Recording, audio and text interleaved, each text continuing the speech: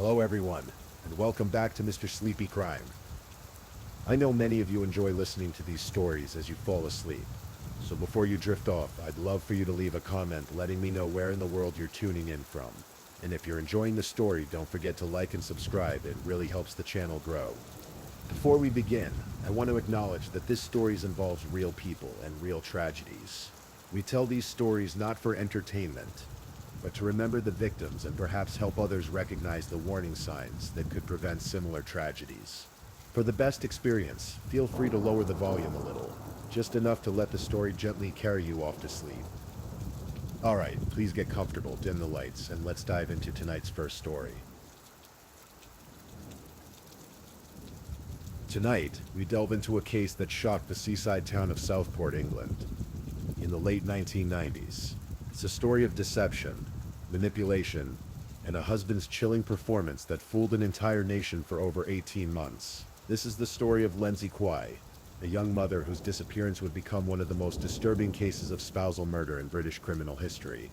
As you settle in tonight, let this tale unfold slowly, like the investigation itself, piece by piece, revelation by revelation, until the horrifying truth finally emerges from the shadows of lies and deceit. Christmas was approaching in Southport, England, in December of 1998. The seaside resort town, known for its Victorian elegance and windswept beaches, was preparing for the holiday season. But in one modest home, a tragedy was unfolding that wouldn't be discovered for months. Lindsay Quai was 21 years old, a petite woman with dark hair and a gentle demeanor. She was the mother of 2 young children and married to Mitchell Quai, a man 7 years her senior who worked as a casino croupier. To those who knew them casually, they appeared to be just another young family navigating the challenges of early parenthood and making ends meet in working-class England. But appearances, as we so often discover in these stories, can be devastatingly deceptive. Lindsay had grown up in care, never knowing the stability of a permanent family home. This background made her particularly vulnerable to manipulation, and it also meant that fewer people would immediately notice when she vanished from her daily routine. She had been in an abusive relationship with Mitchell, though the full extent of this abuse wouldn't become clear until much later. On what would be the final day of her life, Lindsay had plans that suggested she was trying to break free from her troubled marriage. She had been considering divorce, a fact that would later prove crucial to understanding the motive for what happened next. But she never got the chance to pursue that freedom. The last credible sighting of Lindsay Quai was in mid-December 1998.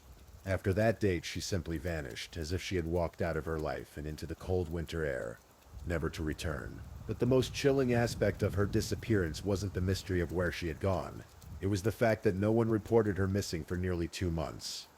In most missing person cases, the alarm is raised within hours or days.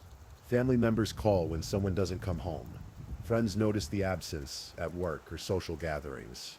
Children ask where their parent has gone. But in Lindsay's case, an eerie silence settled over her disappearance. A silence that was carefully orchestrated by the one person who should have been most concerned about her whereabouts. Mitchell Quai had explanations for everyone who asked about his wife. She had gone to visit relatives, he would say with a casual shrug. She needed some time away to think about things. She was dealing with personal issues, and would be back when she was ready. To the children, he offered similar reassurances, telling them that mommy had gone away for a while but would return. The days turned to weeks, and the weeks stretched toward months. Mitchell continued his routine as if nothing had changed. He went to work at the casino, dealt cards with steady hands, collected his wages, and returned home each evening to care for the children. Neighbors occasionally asked after Lindsay, but Mitchell's explanation seemed reasonable enough. After all, marriages go through difficult periods, and sometimes people do need space. It wasn't until February 1999, nearly 2 months after Lindsay's disappearance, that someone finally raised the alarm. A social worker, conducting a routine welfare check related to the children, noticed that Lindsay was nowhere to be found. When pressed for details about his wife's whereabouts, Mitchell's explanations seemed suddenly inadequate. The social worker, trained to recognize the signs of family dysfunction, sensed that something was deeply wrong. The official missing person report was filed on February 8, 1999. Lindsay Quai, mother of 2, had been missing for approximately 53 days before anyone in an official capacity even knew she was gone. When Detective Inspector Andy Brennan and his team at Merseyside Police began investigating Lindsay's disappearance, they immediately focused on the most obvious suspect, the husband. Statistics show that when women go missing under suspicious circumstances, their intimate partners are responsible in the vast majority of cases. Mitchell Quai knew this, and he seemed almost to relish the attention. From the very beginning, Mitchell presented himself as the grieving, confused husband. He spoke to police with apparent openness, inviting them into his home, showing them around, answering their questions with what seemed like genuine concern for his missing wife. He expressed worry about her state of mind, suggesting that she might have hurt herself or simply decided to start a new life somewhere else. The police began their investigation methodically. They searched the family home looking for signs of violence or struggle.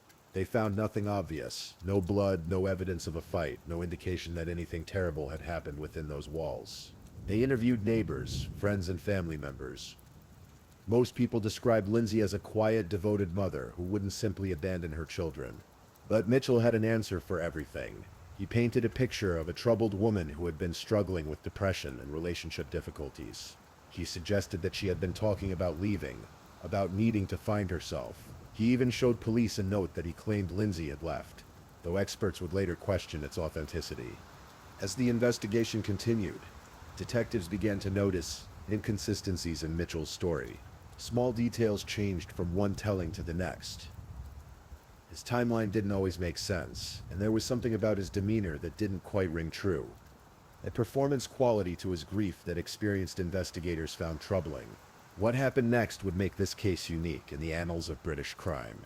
Instead of avoiding publicity, Mitchell Quai embraced it with an enthusiasm that was both remarkable and deeply disturbing. In what would become an 18-month campaign of self-promotion disguised as a search for his missing wife, Mitchell transformed himself from a suspect into a sympathetic public figure.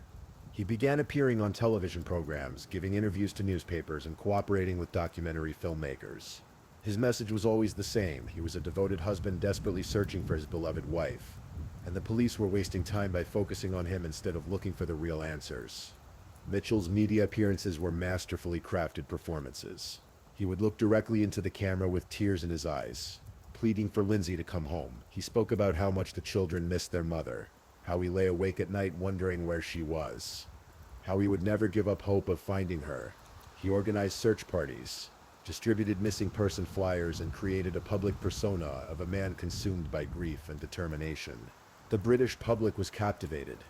Here was a husband who refused to give up, who was fighting against police incompetence to find his wife.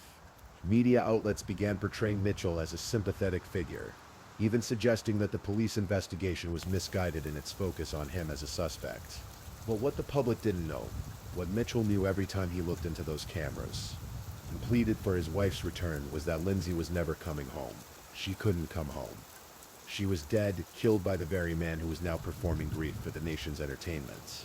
While Mitchell Quai was charming television audiences and newspaper readers with his apparent devotion to finding his wife, the police investigation was slowly and methodically building a case against him. Detective Inspector Brennan and his team knew they were dealing with something unusual, a suspect who seemed to be enjoying the attention his wife's disappearance was bringing him. The investigators began to focus on Mitchell's financial situation. They discovered that he had been cashing Lindsay's welfare checks since her disappearance, a detail that seemed inconsistent with his claims of believing she might return at any moment. When confronted about this, Mitchell had explanations, but they seemed increasingly strained. Police also began to examine Mitchell's behavior in the days immediately following Lindsay's disappearance. They discovered that he had been remarkably calm and composed, showing none of the frantic worry that might be expected from a husband whose wife had suddenly vanished. He had made no immediate attempts to contact her family or friends, had not filed a missing person report himself, and had seemed content to wait for someone else to notice that his wife was gone. The investigation expanded to include extensive searches of the local area. Police, volunteers, and search and rescue teams combed through parks, wasteland, and remote areas around Southport. They dragged ponds and searched abandoned buildings. All the while, Mitchell participated in these searches, sometimes leading groups of volunteers, always maintaining his performance as the desperate husband. What made these searches particularly chilling, investigators would later realize, was that Mitchell knew exactly where Lindsay was. He knew that the search teams were looking in all the wrong places.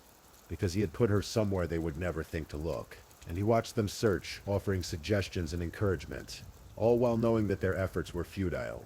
By the summer of 1999, several months into the investigation and Mitchell's media campaign, experienced detectives began to notice subtle changes in his behavior. The performance that had seemed so convincing at first was beginning to show cracks around the edges. Mitchell's story had evolved over time, with details changing or being added that hadn't been present in his initial statements. His emotional responses seemed rehearsed rather than spontaneous, and perhaps most tellingly, he appeared to be enjoying the attention and publicity in a way that seemed inappropriate for someone genuinely grieving a missing spouse. Psychological profilers brought in to assess Mitchell identified traits consistent with narcissistic personality disorder and possible sociopathy. They noted his apparent lack of genuine empathy, his manipulative behavior, and his obvious pleasure in being the center of attention. The profile suggested that if Mitchell was responsible for his wife's disappearance, he would likely be unable to resist the temptation to insert himself into the investigation and to enjoy the drama he had created. Meanwhile, the investigation into Lindsay's background revealed a woman who was indeed unhappy in her marriage, but who was devoted to her children. Friends and family members, when pressed, admitted that they had been concerned about signs of abuse in the relationship. Some recalled instances where Lindsay had appeared with unexplained bruises or had seemed unusually subdued and fearful. The picture that emerged was of a controlling, manipulative husband and a wife who had been trapped in an increasingly dangerous situation. The fact that Lindsay had been considering divorce provided the motive that investigators had been looking for. As 1999 progressed into 2000s, the investigation took on new dimensions. Police began conducting more detailed forensic examinations of the Quai family home and property. They used luminol to check for traces of blood that might have been cleaned up, and they brought in specialist equipment to detect any signs that a crime had been committed on the premises. During this period, Mitchell's brother Elliot began to attract attention from investigators. Elliot was younger than Mitchell, easily influenced, and had been spending time with his brother around the period of Lindsay's disappearance. Police began to suspect that if Mitchell had indeed killed his wife, he might not have disposed of the body alone. The psychological pressure on Elliot Quai began to mount as investigators repeatedly brought him in for questioning. Unlike his older brother, Elliot didn't have Mitchell's gift for manipulation or his apparent immunity to stress. The younger Quai brother began to show signs of strain as the months wore on. Meanwhile, Mitchell continued his media campaign with undiminished enthusiasm. He appeared on more television programs, gave more interviews, and even allowed documentary crews unprecedented access to his life and his search for his missing wife. This decision would later prove to be a crucial mistake, as cameras captured moments of behavior that psychological experts would identify as profoundly disturbing. In one particularly chilling sequence filmed for a documentary, Mitchell was shown discussing his wife's disappearance with what appeared to be genuine emotion. But careful analysis of the footage revealed microexpressions and behavioral cues that suggested he was performing rather than genuinely experiencing grief. His facial expressions didn't match his words, and his body language conveyed a sense of satisfaction rather than distress. The breakthrough in the case came in June 2000, nearly 18 months after Lindsay's disappearance. The constant pressure on Elliot Quai had finally reached a breaking point, and the younger brother could no longer maintain the burden of the secret he had been carrying. In a moment of psychological collapse, Elliot broke down and confessed to police his role in helping his brother dispose of Lindsay's body. The revelation was both a relief to investigators who had always suspected Mitchell's guilt and a horrifying confirmation of just how calculated and cold-blooded the crime had been. According to Elliot's confession, Mitchell had killed Lindsay during an argument about her plans to leave him. The murder itself had been committed in a moment of rage, but what followed was a calculated cover-up that demonstrated Mitchell's complete lack of remorse or humanity. Mitchell had contacted his brother the day after the murder, claiming he needed help with a problem. When Elliot arrived at the house, he was confronted with the horrifying reality of what his brother had done. Instead of insisting they contact police, Elliot allowed himself to be drawn into the conspiracy. The two brothers spent hours dismembering Lindsay's body in the bathroom of the family home, using household tools and cleaning supplies. They then transported the remains to various locations around Southport, burying parts in different areas to make discovery less likely. With his brother's confession providing the crucial evidence they needed, police arrested Mitchell Quai on June 8, 2000. Faced with the detailed testimony of his brother and the mounting evidence against him, Mitchell finally abandoned his 18-month performance and confessed to the murder. But even in confession, Mitchell's narcissistic nature shone through. He spoke about the crime with a detachment that chilled experienced detectives. He described strangling Lindsay during an argument, but he showed no genuine remorse for his actions. Instead, he seemed almost proud of how successfully he had deceived the public and the media for so long. Mitchell's confession revealed the full horror of what had transpired. He had killed Lindsay in December 1998, then methodically planned the disposal of her body and the creation of his elaborate deception. Every television appearance, every newspaper interview, every tearful plea for his wife's return had been a performance by a man who knew exactly where she was and what had happened to her. The confession also revealed the psychological torture that Mitchell had inflicted on Lindsay's family and friends. For 18 months, they had lived with hope that she might still be alive, that she might suddenly walk through their door or call to say she was safe. Mitchell had allowed them to maintain that hope while knowing it was false, seeming to take pleasure in their anguish. The trial of Lindsay Quai began in January 2001 and quickly became one of the most closely watched criminal proceedings in recent British history. The case had captured public attention not just because of the brutal nature of the crime, but because of the unprecedented way the perpetrator had used the media to further his deception. Prosecutor opened the case by describing Mitchell as a manipulative sociopath who had committed the perfect crime, not in terms of avoiding detection, but in terms of turning his victim's murder into a platform for personal attention and sympathy. They argued that Mitchell had enjoyed every moment of his 18-month performance, reveling in the media attention and the public sympathy. The prosecution's case was built around several key elements: Elliot's testimony about helping to dispose of the body, forensic evidence from the family home, and psychological analysis of Mitchell's behavior during the investigation. They also presented evidence of the abuse Lindsay had suffered during her marriage, establishing both motive and a pattern of controlling behavior. Perhaps most damaging to Mitchell's case were the documentary recordings that he himself had authorized. Psychological experts testified that his behavior on camera was inconsistent with genuine grief or concern. His micro-expressions, body language, and vocal patterns all suggested that he was performing rather than experiencing authentic emotions. The defense attempted to portray Mitchell as a man driven to desperation by the investigation's focus on him, arguing that he had been forced to maintain his innocence even after realizing how suspicious his behavior appeared. But this argument was undermined by the elaborate nature of his media campaign and the obvious pleasure he had taken in the attention. On January 15, 2001, Lindsay Quai was found guilty of murdering his wife and was sentenced to life imprisonment. The judge, in delivering the sentence, spoke of the particularly heinous nature of the crime. Not just the murder itself, but the calculated cruelty of the 18-month deception that followed. Elliot Quai, who had cooperated with police and testified against his brother, was sentenced to 4 years in prison for his role in disposing of the body. The court recognized that while his actions were inexcusable, he had been manipulated by his older brother and had ultimately done the right thing by confessing. The sentencing brought some measure of closure to Lindsay's family and friends, but it also raised disturbing questions about how easily the public and media had been manipulated. Mitchell's performance had been so convincing that he had transformed himself from the prime suspect in a murder case into a sympathetic figure fighting against police incompetence. The case highlighted the dangers of trial by media and the way that skilled manipulators can use publicity to advance their own agendas. It also demonstrated the importance of thorough police investigation, even in the face of public pressure to pursue other avenues. But perhaps most importantly, the case of Lindsay Quai served as a reminder that the most dangerous predators are often those who appear most normal, most sympathetic, most deserving of our trust and compassion.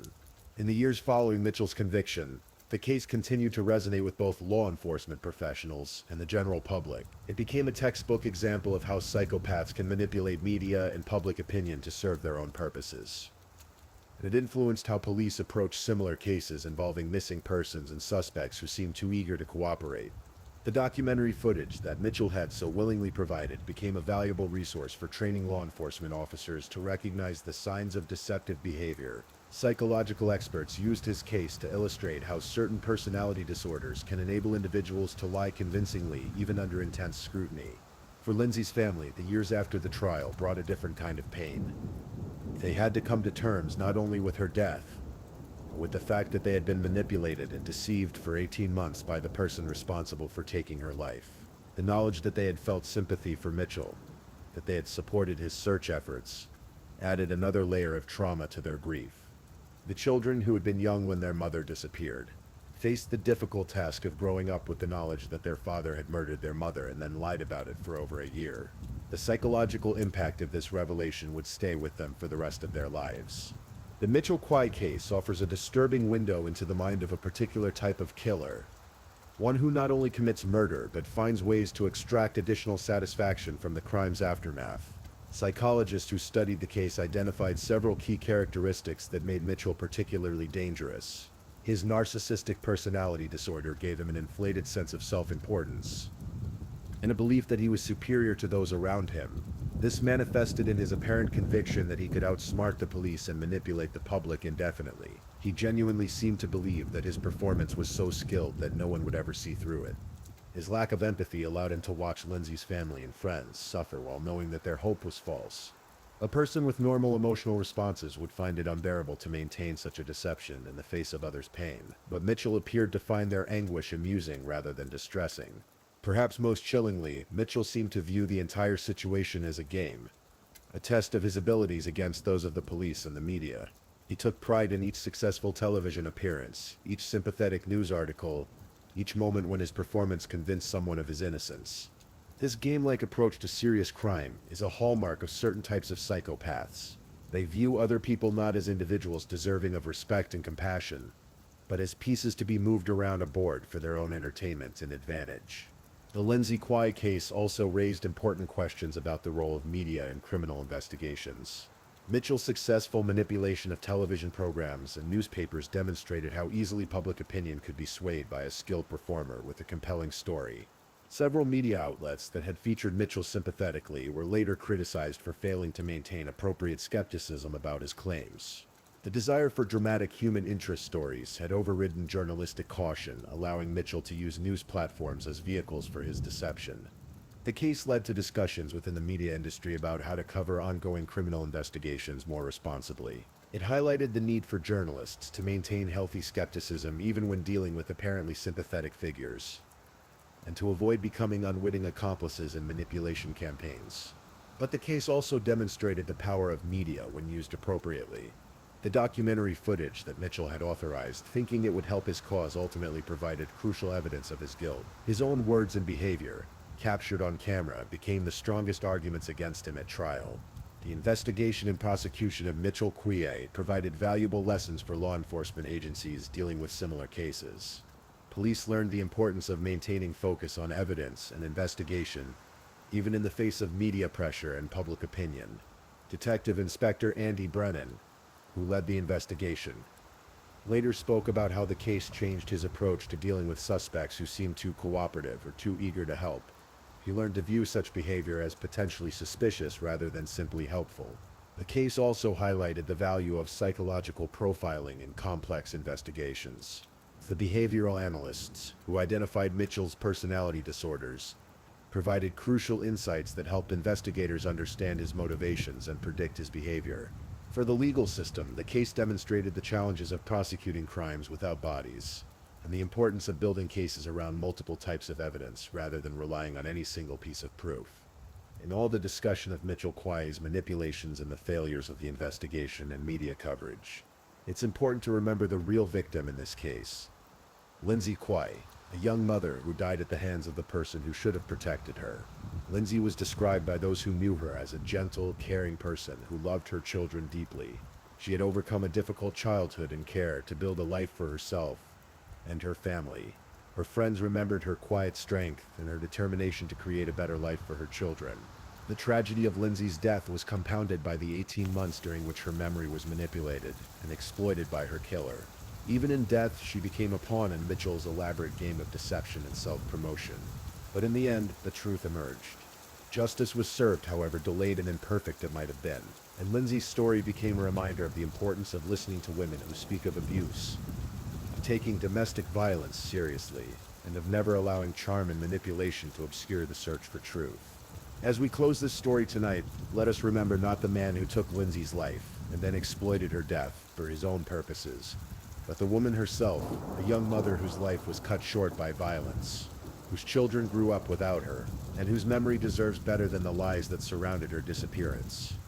The case of Lindsay Quai reminds us that evil can wear a familiar face, that the most dangerous people are often those who seem most normal, and that the search for truth requires persistence, courage, and the willingness to see past convincing performances to the reality beneath. In the quiet of this night, as you drift towards sleep, perhaps spare a thought for Lindsay, not as a victim of a sensational crime, but as a person who deserved better than the life and death she was given, and whose story serves as a reminder of the precious fragility of the lives we sometimes take for granted. Please, if this is your first time listening to one of our true crime stories, welcome to the channel where we explore these cases in a calm and respectful way. I also want to take a moment to appreciate my amazing subscribers who've been rocking with me. Thank you so much for your continued support. If you're still awake and listening, drop a comment. Let me know where you're tuning in from and the current time in your corner of the world, or just say something to let me know you're still here. And if you haven't already, be sure to like this video and subscribe so you don't miss our next true crime stories for sleep. Now, let's move on to our second story.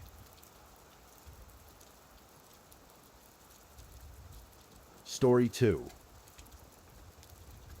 In the quiet suburb of Warnora, nestled in Sydney's southern reaches, the Gillum family seemed like any other middle-class Australian household. The tree-lined streets, with their modest brick homes and well-maintained gardens, offered the kind of peaceful existence that many families dream of. It was here, in this tranquil setting, that Stephen and Helen Gillum had built their lives, raising their two sons, Christopher and Jeffrey, in what appeared to be a loving, stable environment. Stephen Gillum, at 58, was a hard-working man who had spent years providing for his family. His wife Helen, 55, was known to neighbors as a warm, caring woman who took pride in her home and her children. Their eldest son, Christopher, 25, was described by those who knew him as a gentle soul, perhaps a bit quiet and introspective, but certainly not someone who would ever be associated with violence. Then there was Jeffrey, 23, the younger brother, who would become the central figure in one of Australia's most perplexing criminal cases. The morning of August 28, 1993 began like any other in the peaceful suburb. The sun was just beginning to cast its early light across the residential streets, when the tranquility was shattered by desperate pounding on a neighbor's door. It was still dark, that peculiar time of morning when the world feels suspended between night and day, when rational thought seems somehow more elusive. Jeffrey Gillum stood on his neighbor's doorstep, his appearance disheveled, his voice urgent and filled with what seemed like genuine terror. The story he told was so shocking, so utterly incomprehensible, that it would take years for the truth to fully emerge. According to Jeffrey, his older brother, Christopher, had just committed the unthinkable. He claimed that Christopher had brutally murdered their parents, Stephen and Helen, in their own home, and had even gone so far as to set their bodies ablaze. But the horror didn't end there. According to Jeffrey's account, in a moment of rage and disbelief upon discovering what his brother had done, Jeffrey claimed he had grabbed a knife and stabbed Christopher to death. 3 members of his family were dead, he said, and he was the only survivor of what appeared to be a night of unimaginable violence and tragedy. The neighbors, shocked and barely able to process what they were hearing, immediately contacted the police. Within minutes, emergency services were racing through the quiet streets of Warnora, their sirens cutting through the morning stillness like warnings of the devastation they would soon discover. When the first responders arrived at the Gillum family home, they found a scene that would haunt them for years to come. The house bore clear signs of a violent struggle, and the acrid smell of smoke hung heavy in the air. Inside, they discovered the bodies of Stephen and Helen Gillum, both showing evidence of multiple stab wounds. Helen's body had indeed been set on fire, just as Jeffrey had claimed. Christopher's body was also found, fatally stabbed, completing the tragic tableau that Jeffrey had described to his neighbors. At first glance, Jeffrey's story seemed to align with the physical evidence. He appeared to be a traumatized young man who had witnessed his brother's descent into madness and had been forced to take desperate action to stop him. The police, while maintaining their professional skepticism, initially treated Jeffrey as a witness rather than a suspect. After all, he had willingly come forward with his account of events, and there was no immediately obvious reason to doubt his version of what had transpired. But as investigators began to delve deeper into the case, subtle inconsistencies began to emerge. The forensic evidence, while initially seeming to support Jeffrey's story, began to tell a more complex tale upon closer examination. The patterns of blood spatter, the positioning of the bodies, and the nature of the wounds all suggested that the events of that night might not have unfolded exactly as Jeffrey had described. The investigation revealed that Stephen Gillum had suffered 29 stab wounds, a number that suggested an attack of extraordinary brutality and persistence. Helen had been stabbed 17 times, and Christopher had also received 17 wounds. These were not the quick, desperate strikes of a son defending himself against a homicidal brother, but rather the methodical, sustained assault of someone consumed by rage. Moreover, the forensic analysis of the fire that had consumed Helen's body raised additional questions. The burn patterns and the extent of the damage suggested that the fire had been deliberately set, which aligned with Jeffrey's story, but other aspects of the scene were more difficult to explain if Christopher had indeed been the perpetrator. As the days turned into weeks and the weeks into months, Jeffrey's story began to unravel under scrutiny. Friends and family members who were interviewed by police painted a picture of the Gillum household that was more complex than the harmonious family unit that had first been described. There were tensions within the family, financial pressures, and interpersonal conflicts that had previously been kept private. Neighbors recalled incidents that, in hindsight, seemed to take on new significance. There had been arguments heard from within the Gillum home, raised voices that carried through the walls on more than one occasion. These revelations didn't prove anything definitively, but they suggested that the family's life had not been quite as idyllic as it had initially appeared. Perhaps most troubling for Jeffrey's version of events was the forensic timeline that investigators were able to piece together. The evidence suggested that Christopher had been killed before the fire was set, which raised serious questions about Jeffrey's claim that he had killed his brother in a moment of rage, after discovering their parents' bodies burning. The case became even more complex when investigators discovered inconsistencies in Jeffrey's account of his own movements that night. Initially, he had provided what seemed like a straightforward timeline of events, but as detectives pressed him for more details, his story began to shift and change in subtle but significant ways. In 1995, Jeffrey Gillum was charged with the manslaughter of his brother Christopher.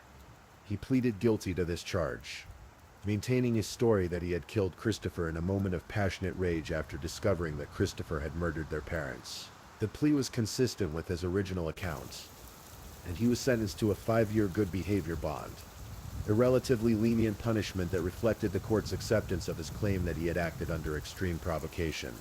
For several years, it seemed as though the case had been resolved. Jeffrey had served no jail time for his brother's death, and the official record reflected his version of events. He was able to rebuild his life, eventually marrying and starting a family of his own.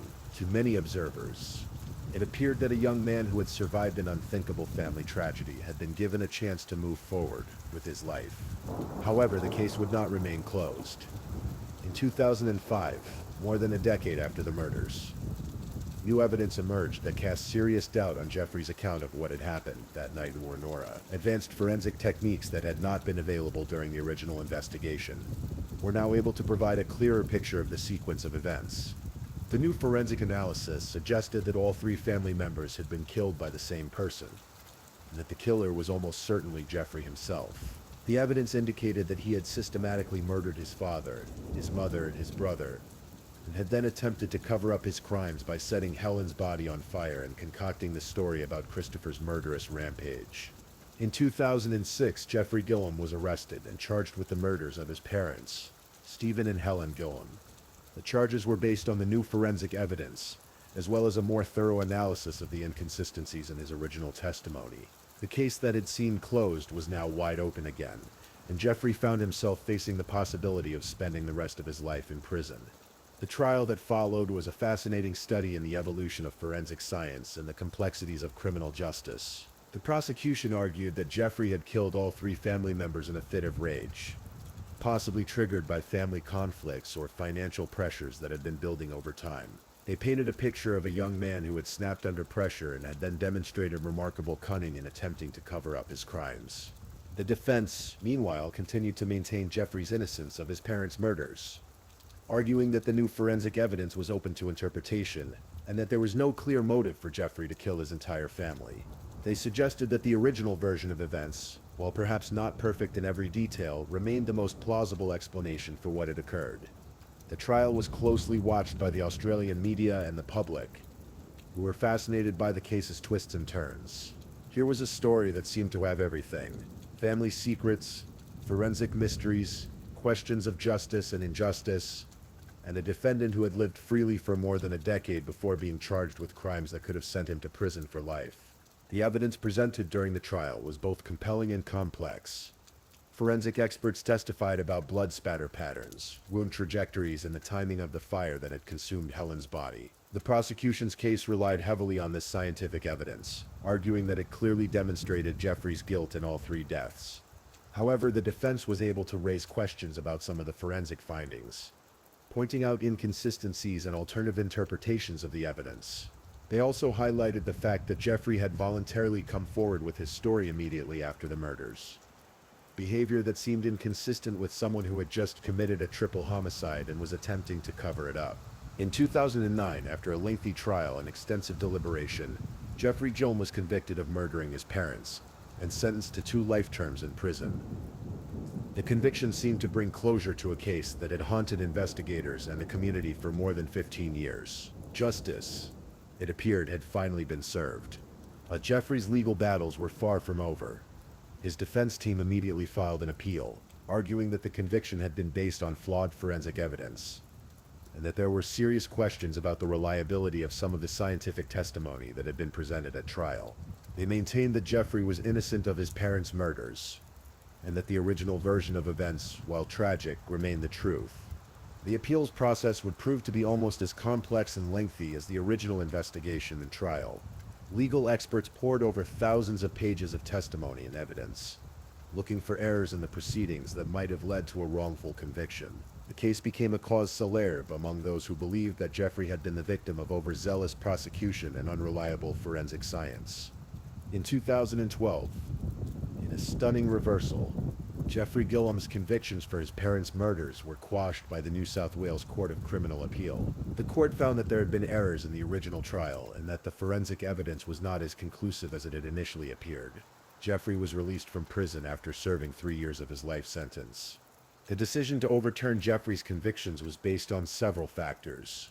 The appeals court found that some of the forensic evidence that had been central to the prosecution's case was unreliable or had been misinterpreted. There were also questions raised about the conduct of the original trial and whether Jeffrey had received adequate legal representation. However, the court's decision to quash the convictions did not necessarily mean that Jeffrey was innocent of the charges. Instead, it meant that the evidence presented at trial had not been sufficient to prove his guilt beyond a reasonable doubt. The prosecution was given the option to retry Jeffrey on the murder charges, a decision that would require them to present their case again with the benefit of the appeals court's guidance. In the end, the prosecution chose not to proceed with a retrial. The case had already consumed enormous resources, both financial and human, and there were questions about whether a retrial would be likely to produce a different outcome. The decision meant that Jeffrey Gillum would not face further prosecution for his parents' deaths, effectively bringing his legal ordeal to an end. The resolution of the Gillum case, if it can be called that, left many questions unanswered. To this day, there is no definitive answer to what really happened in the Gillum family home on that August night in 1993. The official record now reflects Jeffrey's acquittal on the murder charges, but the broader question of guilt or innocence remains a matter of debate and speculation. Some observers believe that Jeffrey was indeed guilty of all 3 murders, and that he successfully manipulated the legal system to avoid punishment for his crimes. They point to the forensic evidence and the inconsistencies in his story as proof that he was responsible for the deaths of his entire family. From this perspective, Jeffrey's release from prison represents a failure of the justice system, and a tragedy for the victims who will never receive true justice. Others, however, believe that Jeffrey was the victim of a rush to judgment and unreliable forensic science. They argue that his original story, while perhaps imperfect in some details, remains the most plausible explanation for what occurred. From this perspective, Jeffrey's conviction and imprisonment represented a grave miscarriage of justice, and his eventual release was a vindication of the appeals process and the importance of maintaining high standards of evidence in criminal prosecutions. The truth about what happened to the Gillum family may never be definitively known. The physical evidence, while extensive, is open to interpretation, and the only living witness to the events of that night is Jeffrey himself. His account of what transpired has remained consistent over the years, despite the legal challenges he has faced. But questions about its accuracy continue to linger.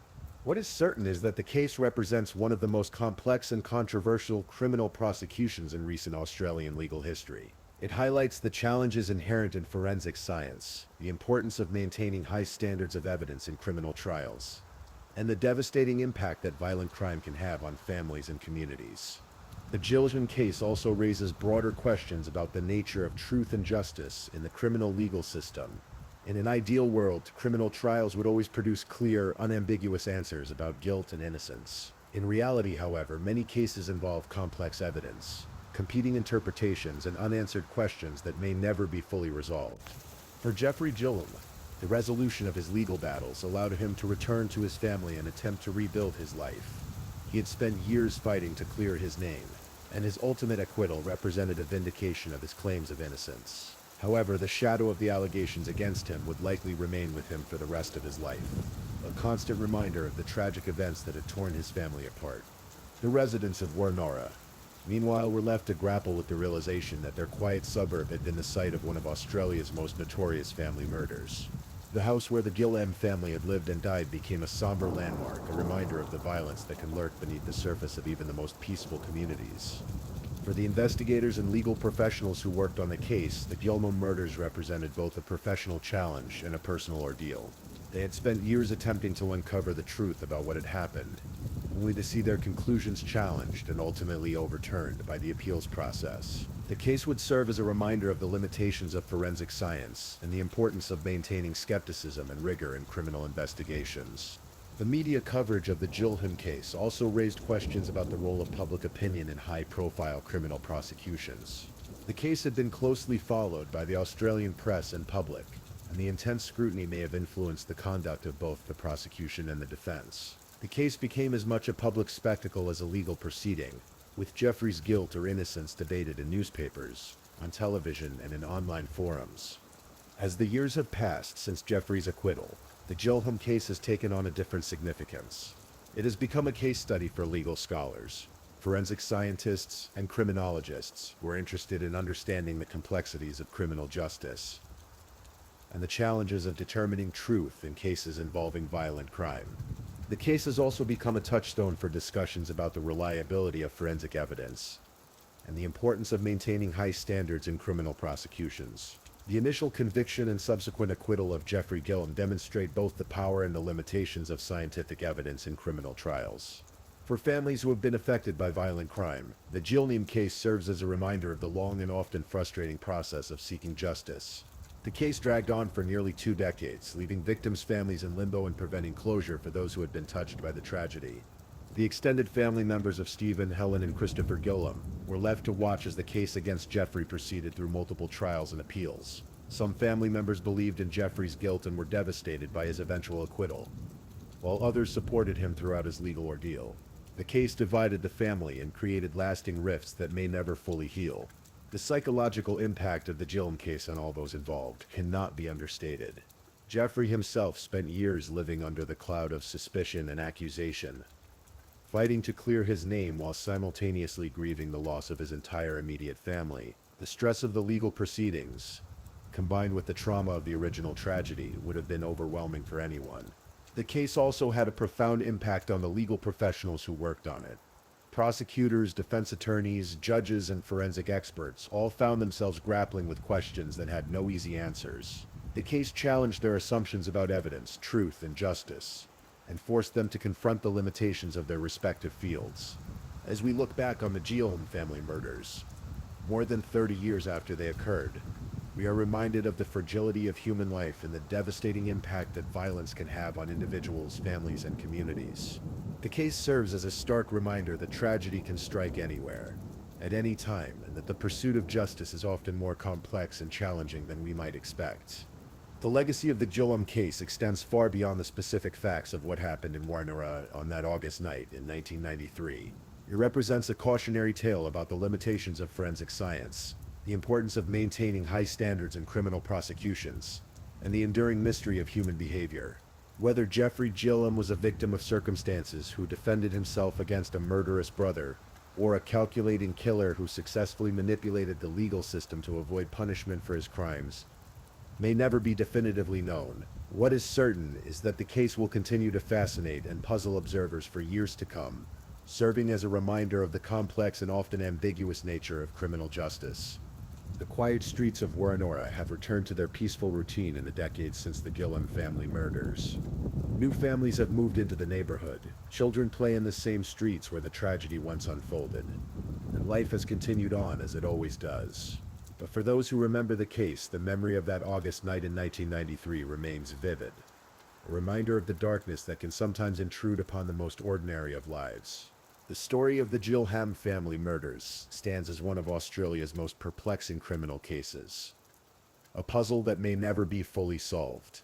It reminds us that truth is often more elusive than we might hope, and that justice, while always worth pursuing, is not always achievable in the clear, definitive manner that we might desire. In the end, the case leaves us with more questions than answers, and perhaps that is the most honest conclusion we can reach about this tragic and complex chapter in criminal history. Please, if you're enjoying these stories, don't forget to leave a comment. Let me know where you're listening from and what time it is in your corner of the world. And if you haven't already, be sure to like this video and subscribe so you don't miss the next true crime story for sleep. Now let's move on to our third story.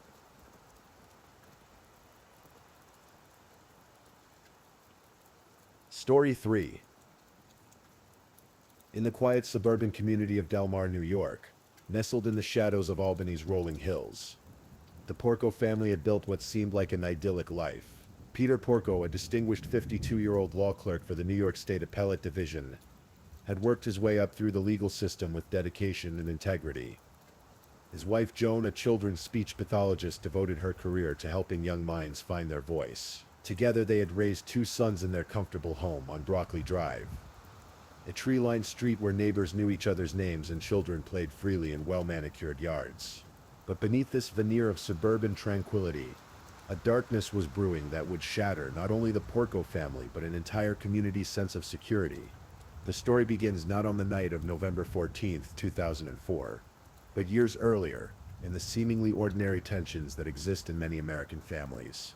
Christopher Porco, the younger of the 2 Porco sons, had always been the more challenging child. While his older brother Jonathan excelled academically and professionally, Christopher struggled to find his footing. He was intelligent, certainly charming even, but there was something different about him, something that his parents couldn't quite put their finger on. Christopher had enrolled at the University of Rochester, pursuing his studies while living on campus. To his parents, this represented hope, a chance for their son to mature, to find direction, to become the man they knew he could be. They supported him financially, as loving parents do, sending money for tuition, room and board, and living expenses. What they didn't know was that their son was living a double life, one built on an increasingly complex web of lies and deception. The first signs of trouble came in the form of unpaid bills and mysterious charges. Peter and Joan began receiving calls from creditors, notices about overdue payments on accounts they didn't even know existed. When they confronted Christopher, he had explanations, mix-ups with the billing department, clerical errors, problems with his student account. His parents, wanting to believe their son, accepted these explanations and helped cover the shortfalls. But the problems persisted and grew worse. Credit card bills arrived at the family home showing charges that Christopher had never mentioned.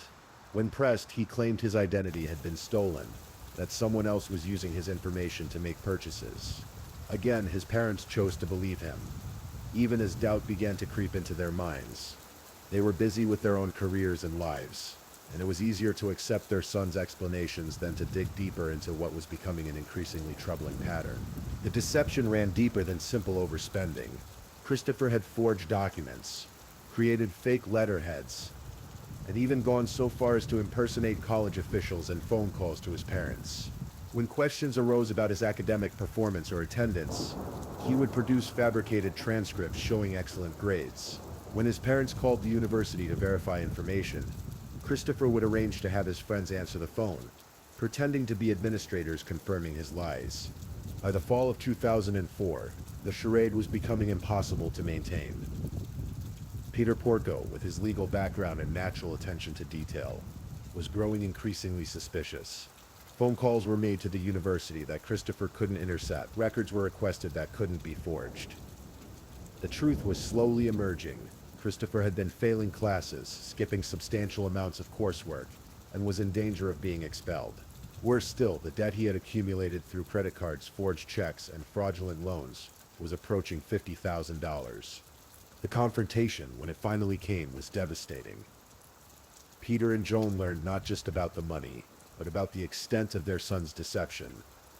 The fake grades, the impersonated phone calls, the systematic lies that had been fed to them for months. For parents who had given their son every opportunity, every benefit of the doubt, the betrayal cut deeply.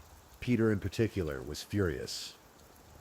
As a man who had built his career on integrity and honesty, his son's behavior was not just disappointing, it was incomprehensible.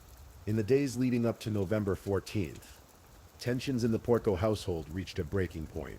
There were heated arguments, threats of legal action, and ultimatums about Christopher's future. Peter had discovered that his son had been forging his signature on various documents, including loan applications. The threat of criminal charges hung in the air. Joan, caught between her husband's anger and her maternal instincts, struggled to find a way to bridge the growing chasm in her family. Christopher, faced with the collapse of his carefully constructed lies, found himself in an impossible position. The debt was overwhelming, his academic career was in ruins, and his relationship with his parents was perhaps irreparably damaged. But rather than face the consequences of his actions, rather than work toward redemption and reconciliation, Christopher's mind turned to a solution that would forever mark him as something far more dangerous than a troubled young man making poor choices. November 14th, 2004, was a Sunday. Christopher was supposed to be at the University of Rochester, 3 hours away from the family home. His parents believed he was there, focused on his studies, perhaps beginning to turn his life around. They had no reason to think otherwise. The surveillance cameras at his dormitory would later show him leaving his room that evening. But this wasn't unusual. College students come and go at all hours, and Christopher's departure wouldn't have seemed noteworthy to anyone who might have observed it. What happened next would be reconstructed through painstaking police work, witness testimony, and forensic evidence. But the full truth of that night remained known only to Christopher himself. What is certain is that sometime after midnight, in the early hours of November 15th, a figure moved through the darkness toward the Porco family home on Broccoli Drive. The house itself was a modest but comfortable two-story colonial, set back from the road and partially shielded by mature trees. The Porcos were not wealthy by any means, but Peter's steady income and Joan's salary had provided them with a solid middle-class lifestyle. The neighborhood was quiet, the kind of place where people felt safe leaving doors unlocked and windows open on pleasant evenings. Inside the house, Peter and Joan were sleeping peacefully in their bedroom. They had no reason to fear for their safety, no indication that danger was approaching. The house's security system was sophisticated for its time, but it would prove to be no barrier to someone who knew the code, someone who had lived in the house and understood its rhythms and vulnerabilities. The attack, when it came, was swift and brutal. The weapon was an axe, chosen for its efficiency and the devastating damage it could inflict. Peter Porco was struck multiple times in the head as he slept, the blows so severe that his death would have been nearly instantaneous. Joan, lying beside her husband, was also attacked, suffering grievous injuries to her face and head that left her unconscious and bleeding profusely. The scene that greeted investigators hours later was one of unimaginable horror. Blood covered the bedroom walls, the ceiling, the bedding, and the floor. The violence had been intense and personal, suggesting not the work of a stranger seeking quick profit, but someone driven by deep anger or desperation. Yet, curiously, the house showed signs of having been staged to look like a burglary. Drawers were pulled open, items were scattered about, and valuable electronics were conspicuously left untouched. Details that experienced investigators found immediately suspicious. Peter Porco's injuries were so severe that it was remarkable he had lived even briefly after the attack, and medical examiners would later determine that despite the devastating trauma to his head, he had somehow managed to get out of bed, walk downstairs, and attempt to go about his morning routine. The human body's ability to function even after catastrophic injury is one of medicine's most puzzling phenomena, and Peter's actions that morning would become central to the investigation that followed. Joan Porco's survival was nothing short of miraculous. The injuries to her face and skull were life-threatening, causing significant brain damage and requiring months of intensive medical care and rehabilitation. When she finally regained consciousness weeks later, she had no memory of the attack and would struggle with cognitive and physical challenges for the rest of her life. The woman who had once helped children overcome speech difficulties now faced the daunting task of relearning basic communication skills herself. The investigation began immediately, with the Bethlehem Police Department working alongside state investigators to process the crime scene and interview potential witnesses. The brutality of the attack and the apparent staging of a burglary suggested that this was not a random crime. The investigators' attention quickly turned to the family members, particularly the sons who stood to inherit the couple's estate and life insurance benefits. Jonathan Porco, the older son, was quickly ruled out as a suspect. He had a solid alibi, having been at work in New York City with multiple witnesses who could account for his whereabouts throughout the night of the attack. His relationship with his parents was strong, and there were no financial or personal motives that would suggest his involvement. Christopher, however, presented a very different picture. His financial troubles, his history of deception, and his strained relationship with his parents made him an immediate person of interest. When investigators attempted to contact him at the University of Rochester, they discovered that he had left campus the previous evening and had not returned. His whereabouts during the critical hours of the attack were unaccounted for, and his behavior in the days following the crime struck investigators as unusual and suspicious. The first major break in the case came from an unexpected source: surveillance footage from Christopher's dormitory. The cameras showed him leaving his room around 10 p.m. on November 14th, but more importantly, they captured him returning in the early morning hours of November 15th.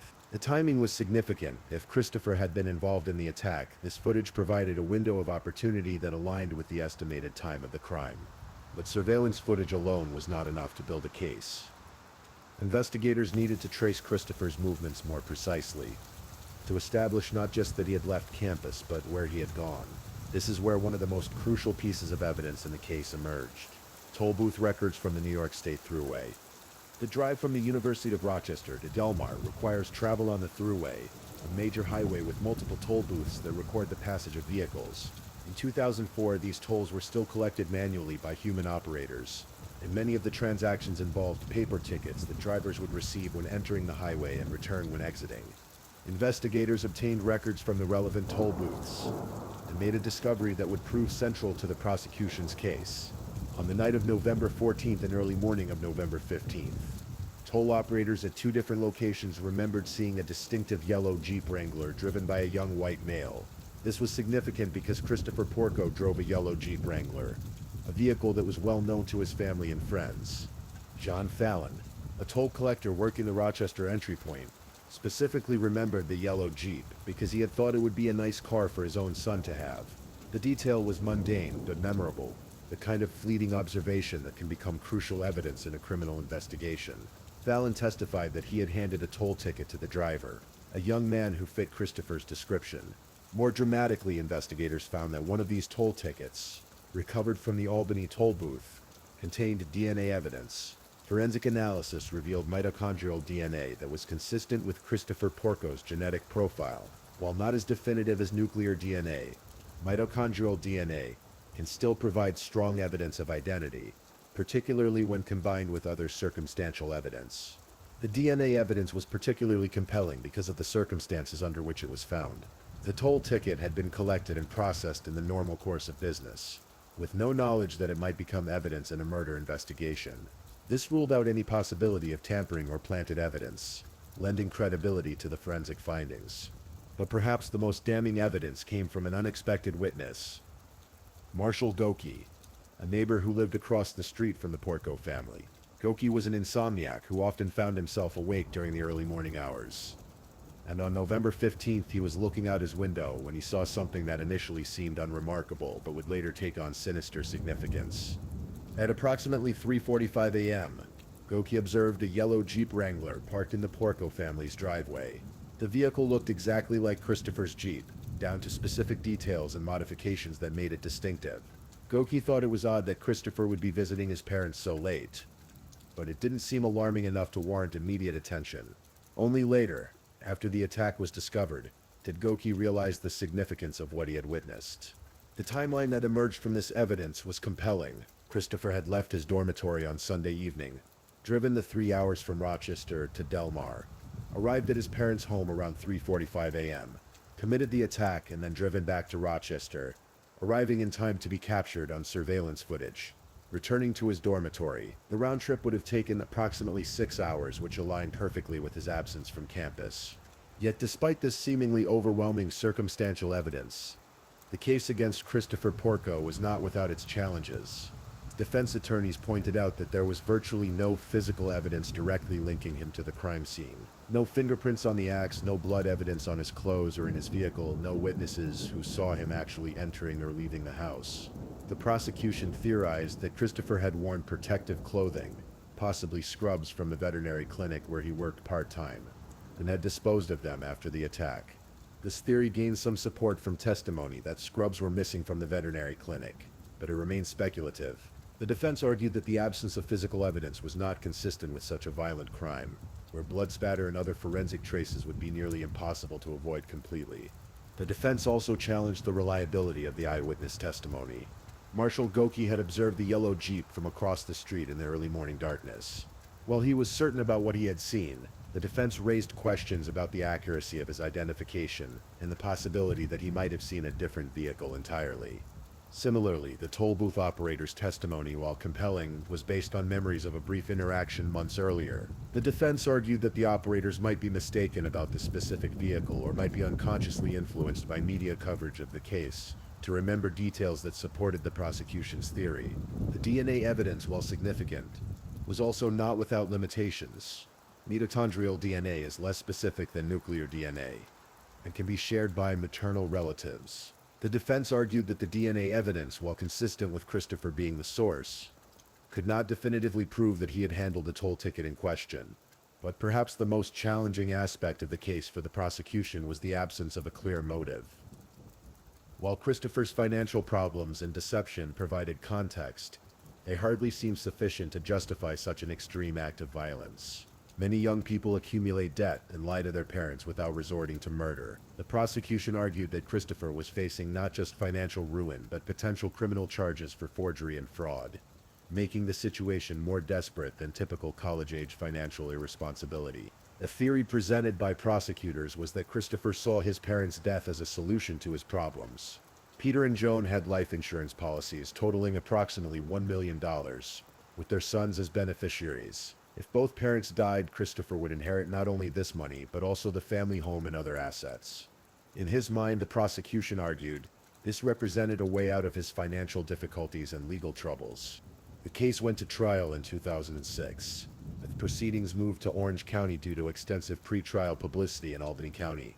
The trial drew significant media attention, partly because of the shocking nature of the crime, and partly because of the seemingly unlikely defendant.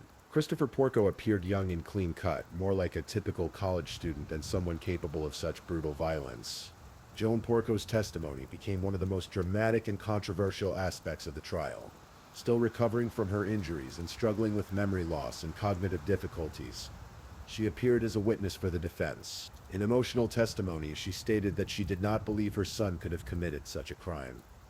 Her loyalty to Christopher, even in the face of overwhelming evidence, struck many observers as both heartbreaking and frustrating. The prosecution argued that Joan's memory loss and brain damage made her testimony unreliable, while the defense contended that a mother's intuition about her own child carried special weight. The jury was left to wrestle with the difficult question of how much credence to give to the testimony of someone who had suffered such severe trauma and whose cognitive abilities had been significantly impaired. Throughout the trial, Christopher maintained his innocence, presenting himself as a loving son who could never harm his parents. His defense team argued that he was being scapegoated for a crime committed by an unknown intruder, and that the evidence against him was purely circumstantial and unreliable.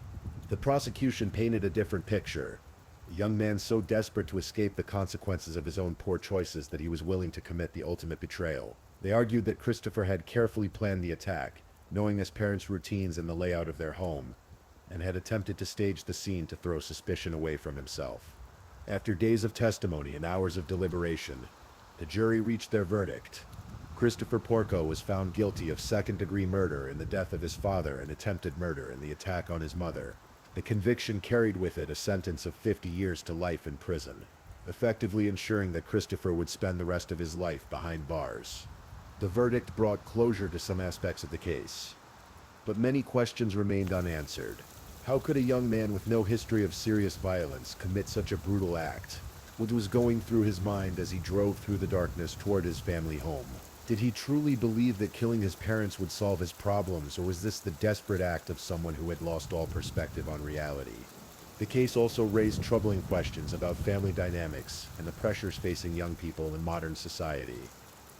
How many other families were dealing with similar issues of deception, financial irresponsibility, and strained relationships? What warning signs had been missed, and could this tragedy have been prevented? For the community of Del Mar, the Porco case shattered assumptions about safety and family bonds. The idea that such violence could occur in their quiet neighborhood, committed by someone who seemed so ordinary, forced residents to confront uncomfortable truths about the potential for darkness that exists within seemingly normal families. Joan Porco's recovery became an ongoing struggle that extended far beyond the trial. The woman who had once been articulate and professionally accomplished now faced daily challenges with basic tasks. Her speech, which she had helped so many children develop, became halting and difficult. The cognitive damage from her injuries affected her memory, her reasoning abilities, and her capacity to understand complex concepts. Yet Joan's spirit remained unbroken. With the support of her surviving son Jonathan, and a network of friends and colleagues, she worked tirelessly to rebuild her life. Her continued insistence on Christopher's innocence remained a source of controversy, with some seeing it as admirable maternal loyalty, and others viewing it as denial of overwhelming evidence. The case continued to attract attention long after the trial ended. True crime enthusiasts dissected every detail, searching for alternative explanations or missed clues. Some suggested that the investigation had been rushed, that other suspects had not been adequately considered, or that the evidence against Christopher was not as solid as it appeared. Christopher himself has never admitted guilt, and continues to maintain his innocence from prison. He has filed multiple appeals, challenging various aspects of his conviction and sentence. His legal team has raised questions about the effectiveness of his original defense counsel, the reliability of the DNA evidence, and the fairness of his trial. These appeals have been consistently denied by higher courts, but they reflect the complex legal and factual issues that continue to surround the case. The conviction stands, but the debate over Christopher Porco's guilt or innocence continues in some circles, fueled by the absence of direct physical evidence and the reliance on circumstantial proof. The murder weapon, the axe used in the attack, was never definitively identified or recovered in a way that provided additional evidence. This remains one of the case's lingering mysteries and a focus of those who question Christopher's conviction. Where did the weapon come from? How was it disposed of? Why was no trace evidence found that could link it directly to the defendant? The investigation into these questions revealed the meticulous planning that prosecutors argued had gone into the crime. If Christopher was indeed the perpetrator, he had thought carefully about how to commit the attack while minimizing the physical evidence that could link him to the scene. The theory that he wore protective clothing and carefully disposed of both the weapon and any contaminated materials suggested a level of premeditation that made the crime even more chilling. For the investigators who worked the case, the Porco murder represented both a success and a source of ongoing frustration. They had built a strong enough case to secure a conviction, but the absence of definitive physical evidence meant that questions would always remain. The case highlighted both the power and the limitations of circumstantial evidence in complex criminal investigations. The forensic aspects of the case also provided lessons for future investigations. The DNA analysis of the toll ticket represented cutting-edge forensic science for its time, demonstrating how seemingly insignificant pieces of evidence could prove crucial to solving crimes. The techniques used in the Porco investigation would later be applied to other cases, helping to advance the field of forensic science. The psychological dimensions of the case continue to fascinate experts in criminal behavior. What drives someone to commit such an act of violence against their own family members? The financial pressures and legal troubles that Christopher faced, while serious, seemed insufficient to explain such extreme behavior. Some experts suggested that deeper psychological issues might have been at play. Personality disorders, antisocial tendencies, or other mental health factors that had gone undiagnosed. The case also highlighted the phenomenon of family annihilation, where individuals kill multiple family members, often including themselves. While Christopher's case didn't follow the typical pattern, he survived and attempted to establish an alibi. It shared some characteristics with other instances of domestic violence that escalate to murder. The intimate knowledge of the victims, the personal nature of the attack, and the attempt to stage the scene as something other than what it was all fit recognized patterns in such crimes. For Joan Porco, The years following the trial brought a slow and difficult journey toward a new version of normal. Her physical recovery was remarkable by medical standards, but the cognitive and emotional challenges remained significant. She had to relearn basic tasks, rebuild relationships, and come to terms with a world that had been forever changed by that November night. The question of whether Joan truly believed in Christopher's innocence or whether her brain injuries affected her ability to process the evidence remained a subject of speculation and debate. Family members and friends were divided in their interpretation of her statements, with some seeing genuine conviction and others suspecting that trauma and cognitive damage had affected her judgment. The surviving son, Jonathan, faced his own challenges in dealing with the aftermath of the crime. Having lost his father and seen his mother permanently disabled, while watching his brother convicted of these horrific acts, Jonathan had to rebuild his life while carrying an enormous emotional burden. His relationship with Christopher was understandably strained, and he faced the difficult task of supporting his mother while accepting the reality of what had happened to their family. The broader community also struggled to move forward from the shock of the Porco case. Neighbors on Broccoli Drive installed security systems and deadbolt locks, tangible reminders that their sense of safety had been permanently altered. The case became a reference point for discussions about family violence, mental health, and the hidden pressures facing young people in contemporary society. Local schools and community organizations used the Porco case as a starting point for conversations about warning signs of family dysfunction and the importance of seeking help when financial or academic pressures become overwhelming. The tragedy served as a reminder that beneath the surface of seemingly successful families, serious problems might be festering. As the years passed, the Porco case settled into its place in the annals of true crime history. It became the subject of television documentaries, podcast episodes, and countless online discussions. Each retelling brought new perspectives and interpretations, but the essential facts remained unchanged.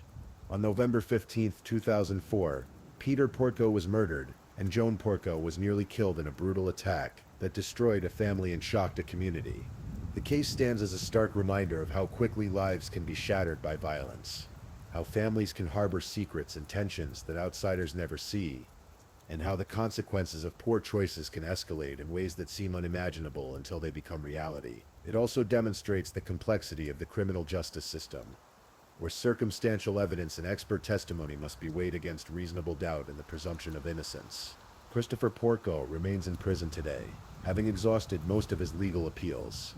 He continues to maintain his innocence, and a small group of supporters still argues for his exoneration. Whether he will ever admit to the crimes or provide a complete account of what happened that night remains unknown. Joan Porco continues her recovery, supported by family and friends who have never given up hope for her continued improvement. Her journey represents both the resilience of the human spirit and the lasting impact of violent crime on innocent victims. She has become, in many ways, a symbol of survival against impossible odds. The house on Broccoli Drive eventually sold to new owners who were willing to look past its dark history. The neighborhood has moved on, as neighborhoods do, but the memory of what happened there lingers. For those who lived through the investigation and trial, the Porco case remains a defining moment that changed how they view their community and their assumptions about family life. In the end, the murder of Peter Porco and the attempted murder of Joan Porco represents more than just another true crime story. It's a tragic reminder of how financial pressure, deception, and family conflict can spiral out of control with devastating consequences. It's a case study in the power of circumstantial evidence and the challenges of prosecuting crimes without direct physical proof. And it's a human story of love, betrayal, survival, and the endless capacity for both good and evil that exists within ordinary families. The questions raised by the Porco case extend far beyond the specifics of this particular crime. How do we recognize and address the warning signs of family dysfunction before they escalate to violence? What support systems should be available for young people struggling with financial and academic pressures? How do we balance skepticism and trust when dealing with those we love? These are questions without easy answers, but they are questions worth asking as we try to understand not just what happened on Broccoli Drive that November night, but how we might prevent similar tragedies in the future. The Porco case serves as both a cautionary tale and a call to action, reminding us that behind every crime statistic is a human story of lives forever changed by violence. As this story comes to its close, we're left with the sobering reality that some questions may never be fully answered. The complete truth of what happened in those early morning hours remains known only to Christopher Porco himself. Whether driven by desperation, mental illness, greed, or some combination of factors we may never fully understand, the events of that night created ripples that continue to affect lives today. The case reminds us that truth in criminal justice is often complex and multifaceted, that evidence must be carefully weighed and interpreted, and that the consequences of our actions can extend far beyond anything we might imagine. In the quiet suburbs of Del Mar, New York, the Porco family learned these lessons in the most tragic way possible, and their story continues to serve as a reminder of both the fragility of life and the importance of family bonds built on honesty, communication, and love. Please, I'm just putting it out there. If you're still awake and listening, drop a comment. Let me know where you're tuning in from, the time in your part of the world, or just say something to let me know you're still with me. And of course, if you haven't already, like this video and subscribe so you don't miss the next true crime story for sleep. Now, let's move on to our fourth story. Story 4. The glass shattered with a sound that would echo through the courtrooms of Tulsa, Oklahoma for years to come. On the evening of June 7, 2011, 25 floors above the bustling downtown streets, a marriage would end in the most tragic way imaginable. Joshua Hillberling was 23 years old, a former football player whose athletic build had earned him respect on the field and beyond. Standing tall with broad shoulders and an easy smile, Josh seemed to have everything going for him. He had recently served in the United States Air Force, though his military career had been cut short under circumstances that would later become central to understanding the volatile relationship that would ultimately claim his life. Amber Lynn Hillberling was just 19, a young woman with striking features and a complicated past. The couple had been married for barely a year, but their relationship was already showing signs of the destructive patterns that would define their brief time together. What began as a whirlwind romance had quickly devolved into something far more dangerous. The University Club Tower stood as one of Tulsa's most prestigious residential buildings, its sleek glass facade reflecting the Oklahoma sky from 25 stories above Carson Avenue. For Josh and Amber, apartment 2516 was supposed to represent a new beginning. Instead, it became the stage for a tragedy that would divide public opinion and raise questions about domestic violence, self-defense, and the thin line between accident and murder. To understand what happened on that June evening, we must first examine the relationship that brought these two young people to that moment. Josh's military service had been troubled. According to his Air Force records, there had been incidents involving domestic disputes. Josh Hillberling's U.S. Air Force file details an incident in which he threw a plate at Amber and attempted to snap one of her breast implants. These records would later reveal a pattern of behavior that painted Josh not as the victim, but as an aggressor in their troubled marriage. Amber told Dr. Phil that Josh was released from the military in part because of drug-related issues. The young couple's problems were multifaceted: financial stress, substance abuse, and what would emerge as a cycle of violence that seemed to escalate with each passing month. But Amber's story was equally complicated. She wasn't simply an innocent victim caught in an abusive relationship. As the case would later reveal, she had her own history of troubling behavior. The prosecution would argue that she was manipulative, calculating, and capable of extreme violence when pushed to her limits. The apartment itself played a crucial role in the events that unfolded. The 25th floor offered breathtaking views of Tulsa, but it also presented unique dangers. The floor-to-ceiling windows were designed to maximize the panoramic vistas, but they were constructed with tempered glass that, while meeting building codes, would become a subject of intense scrutiny during the trial. Window expert testimony would later reveal that the glass used in high-rise buildings like the University Club Tower was designed to withstand normal impacts, but had limitations that most residents never considered. The windows were not meant to stop a human body traveling at high speed, especially when that impact came from an unexpected angle or with unusual force. On the morning of June 7th, neighbors in the building had already heard raised voices coming from apartment 2516. The Hillberlings' arguments had become a regular occurrence, with other residents occasionally hearing shouting, crashing sounds, and what appeared to be physical altercations. But this day felt different. There was an intensity to their conflict that seemed to escalate beyond their usual disputes. According to Amber's later testimony, the argument began over something seemingly trivial: money. As it often did, Josh had been struggling to find stable employment since his military discharge. and the financial pressure was mounting. Amber was working, but their lifestyle in the expensive downtown apartment was stretching their resources thin. The stress was taking its toll on both of them, but particularly on Josh, who felt emasculated by his inability to provide for his young wife. As the day progressed, the argument intensified. Witnesses would later testify that they heard shouting coming from the apartment throughout the afternoon. Josh had filed a protective order against his wife, suggesting that the violence in their relationship wasn't entirely one-sided. This protective order would become a crucial piece of evidence, challenging the narrative that Josh was purely the aggressor in their relationship. The events of the evening began to unfold around dinner time. According to Amber's account, Josh had been drinking, which often made his behavior more unpredictable and aggressive. She claimed that he became increasingly agitated, eventually becoming physically threatening. The apartment's layout, with its open floor plan and those floor-to-ceiling windows, meant that any physical confrontation would inevitably bring them close to the very glass that would ultimately prove so deadly. Amber would later testify that Josh grabbed her, pushing her against the window. She described feeling the glass pressing against her back, cold and unforgiving. In that moment, she claimed, she feared for her life. The window, she said, felt fragile beneath the pressure of their struggling bodies. It was then, according to her testimony, that she made the split-second decision that would change everything. She pushed back. What happened next would become the subject of intense debate and expert analysis. Two witnesses testified that they saw Joshua Hillberling come out the window face first and upright. That contradicted other statements.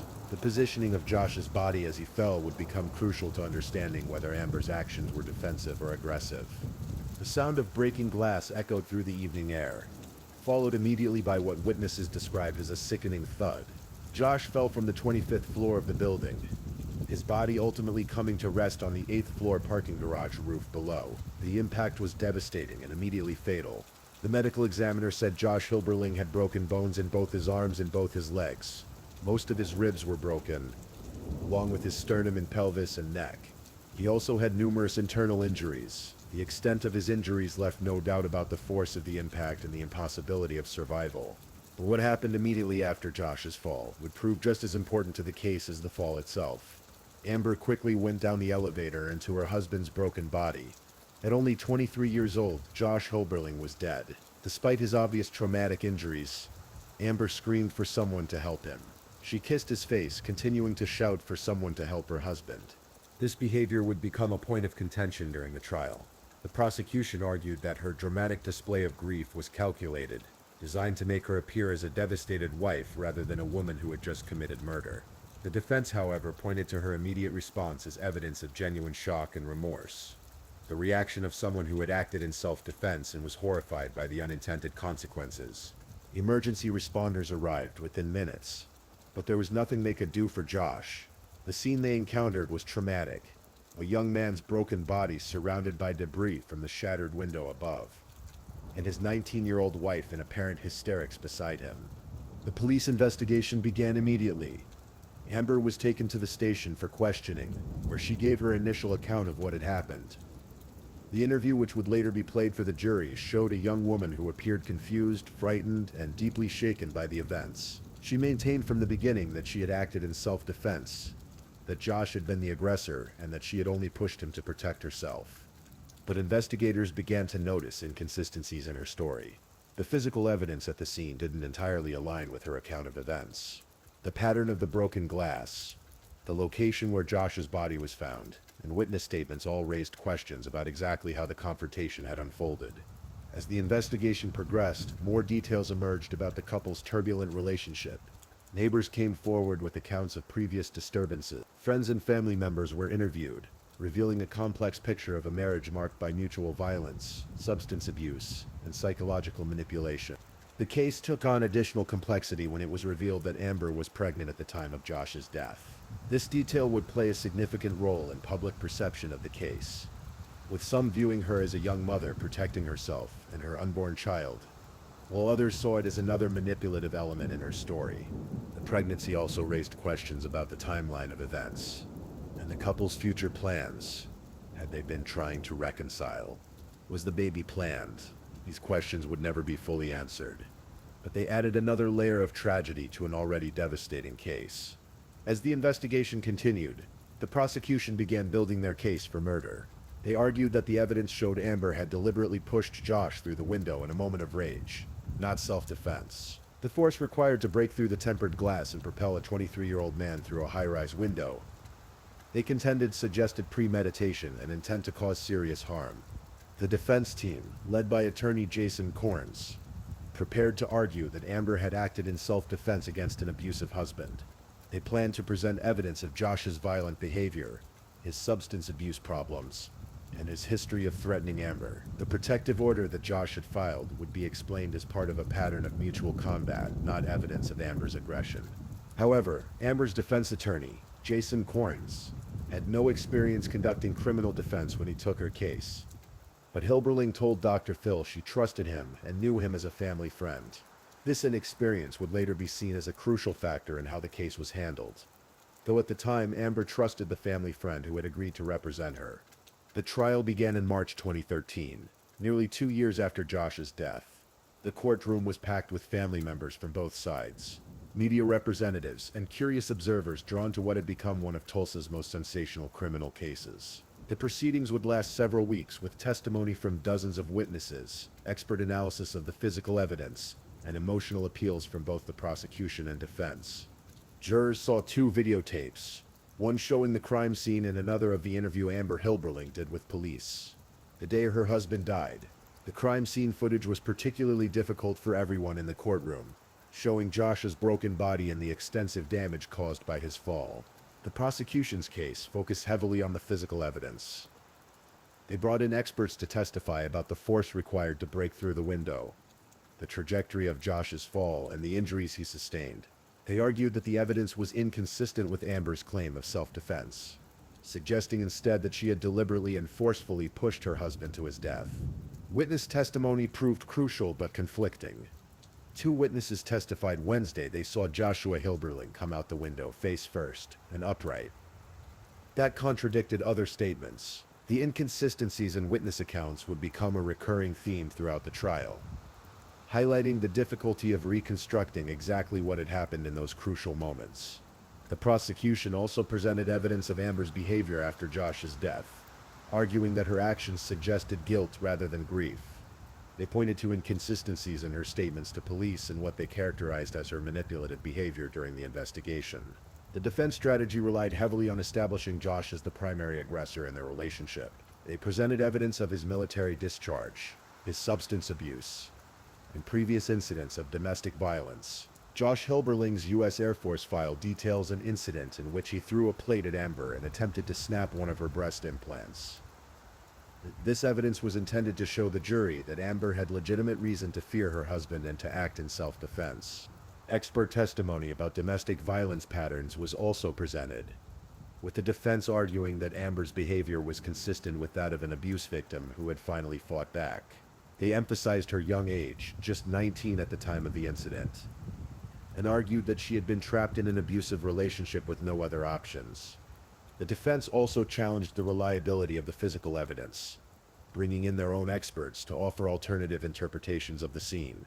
They argued that the window glass was defective or insufficiently strong, suggesting that less force than the prosecution claimed might have been sufficient to break through it.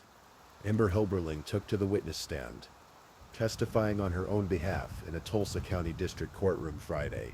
She's charged with second-degree murder in the death of her husband Joshua Hillberling nearly 2 years ago. Her testimony was one of the most anticipated moments of the trial. Hillberling was very soft-spoken when she testified and sometimes hesitant in her answers. A few times she was seen crying. She maintained her account of self-defense, describing Josh as increasingly violent and threatening in the hours leading up to his death. She testified about feeling trapped against the window and pushing back in fear for her life. However, her testimony also revealed some of the complexities in their relationship that made the case so difficult to parse. She acknowledged that their marriage had been troubled from the beginning, with both partners engaging in behavior that was destructive and sometimes violent. She admitted to her own anger and frustration with Josh, though she maintained that she had never intended to harm him seriously. The prosecution's cross-examination was aggressive, challenging Amber on the inconsistencies in her various accounts of the events. They highlighted changes in her story over time, and questioned whether her emotional responses during the testimony were genuine or calculated for the jury's benefit. One of the most damaging aspects of the prosecution's case was their ability to present evidence suggesting that Amber had been considering leaving Josh, but had been prevented from doing so by financial constraints and her pregnancy. They argued that rather than being trapped in an abusive relationship, she had been trapped by her circumstances and had chosen violence as a solution. The trial also featured extensive expert testimony about the window glass and building construction.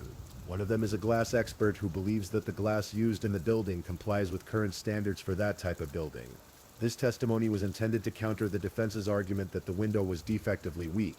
The expert analysis revealed that while the glass met building codes, it was never designed to prevent someone from going through it if sufficient force was applied. The question became whether Amber had applied that force intentionally or whether Josh's own momentum, combined with her defensive push, had created the tragic results.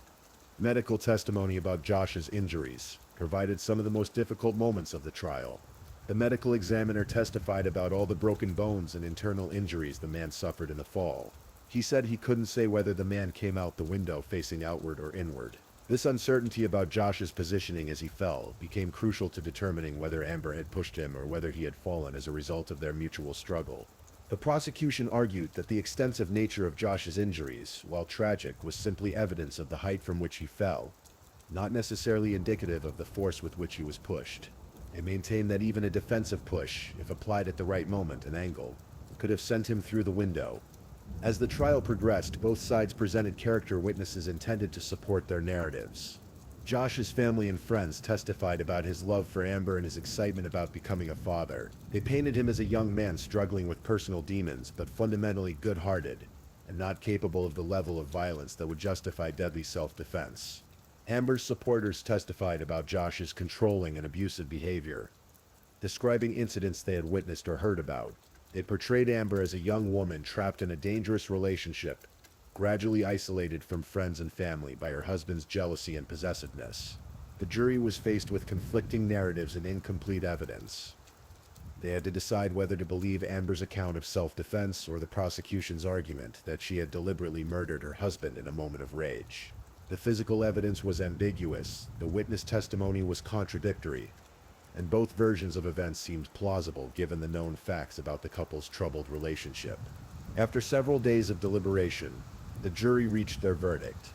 Amber Hillberling was convicted of second-degree murder and sentenced to 25 years imprisonment. The conviction suggested that while the jury didn't believe Amber had planned Josh's death in advance, which would have resulted in a first-degree murder conviction, they also didn't accept her claim of self-defense. The sentencing was controversial, with many observers feeling that 25 years was excessive for a 19-year-old, with no prior criminal record, who claimed to be defending herself against an abusive husband. Others argued that the sentence was appropriate given the deliberate nature of the act that caused Josh's death. Amber's case became a cause célèbre for domestic violence advocates, who argued that she represented the thousands of women who were prosecuted for defending themselves against abusive partners. They pointed to the evidence of Josh's violent behavior and argued that the justice system had failed to recognize the reality of domestic abuse dynamics. However, Josh's family and supporters maintained that justice had been served. They argued that regardless of the problems in their marriage, Josh didn't deserve to die, and that Amber's actions had been motivated by anger rather than fear. They rejected the characterization of Josh as a monster, insisting that he was a troubled young man who was trying to improve his life.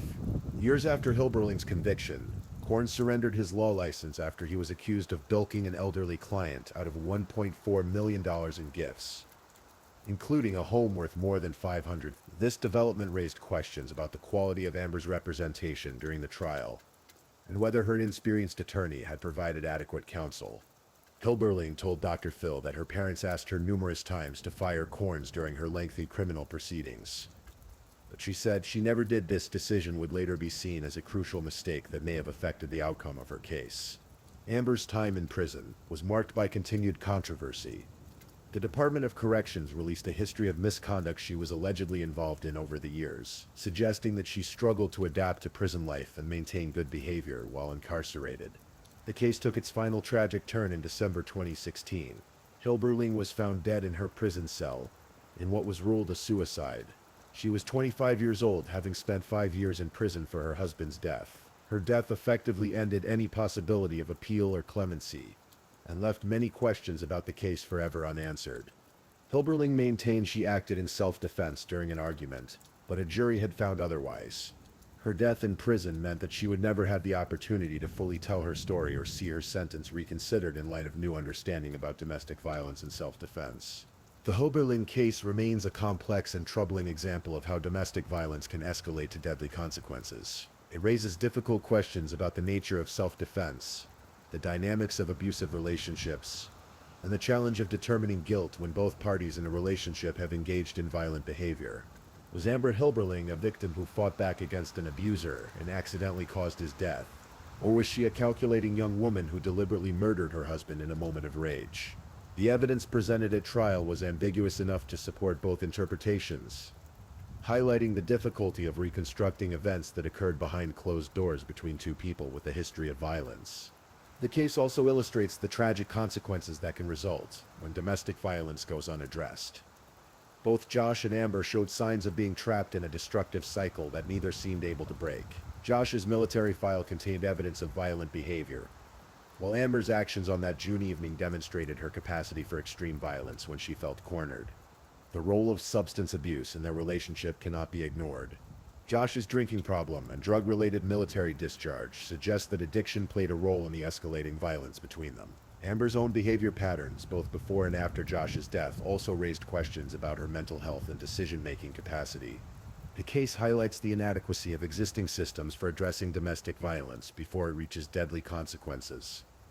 Despite evidence of mutual violence in their relationship, neither Josh nor Amber received effective intervention that might have prevented the tragedy. The protective order that Josh filed was apparently insufficient to address the underlying problems in their relationship.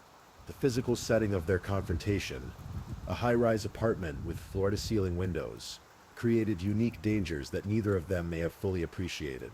The window glass, while meeting building codes, was not designed to prevent human bodies from passing through it under force. This architectural feature transformed what might have been a non-fatal domestic dispute into a deadly encounter. The public reaction to the case reflected broader debates about domestic violence, gender roles, and the criminal justice system's response to women who kill their partners.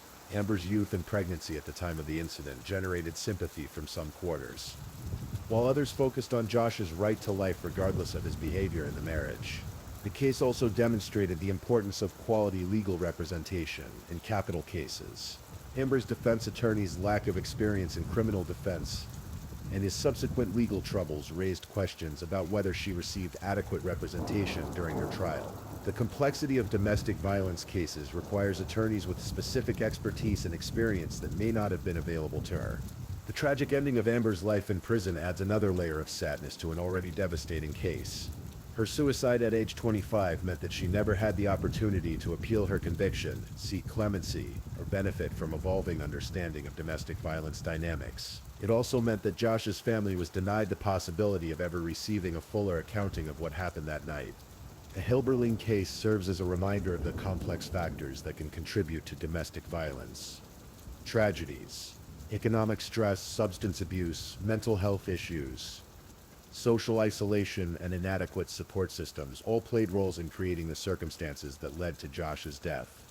Understanding these factors is crucial for preventing similar tragedies in the future. The case also underscores the importance of early intervention in relationships showing signs of violence. Both Josh and Amber exhibited warning signs that their relationship was dangerous, but neither received effective help before it was too late. Better training for law enforcement, social services, and court personnel in recognizing and responding to domestic violence might have made a difference.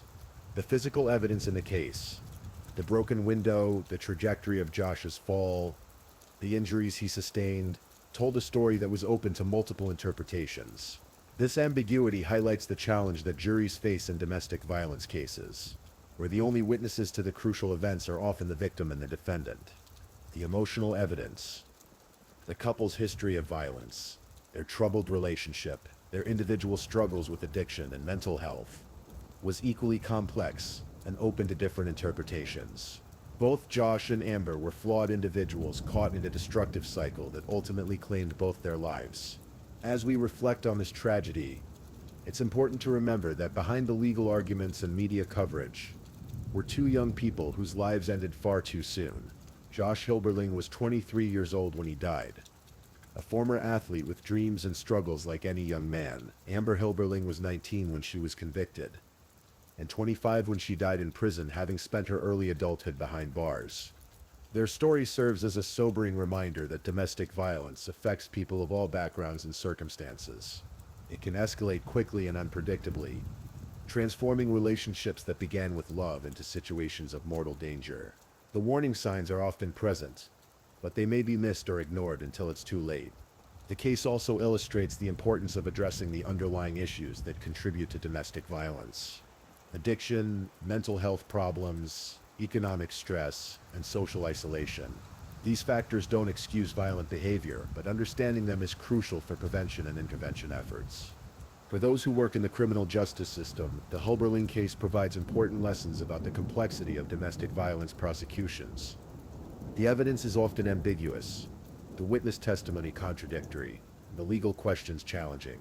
These cases require careful investigation, experienced attorneys, and judges who understand the dynamics of abusive relationships. The case ultimately leaves us with more questions than answers. Was justice served by Amber's conviction and 25-year sentence? Should the jury have accepted her claim of self-defense? Did the prosecution prove beyond a reasonable doubt that her actions constituted murder rather than self-defense? These are questions that reasonable people can disagree about, even after examining all the available evidence.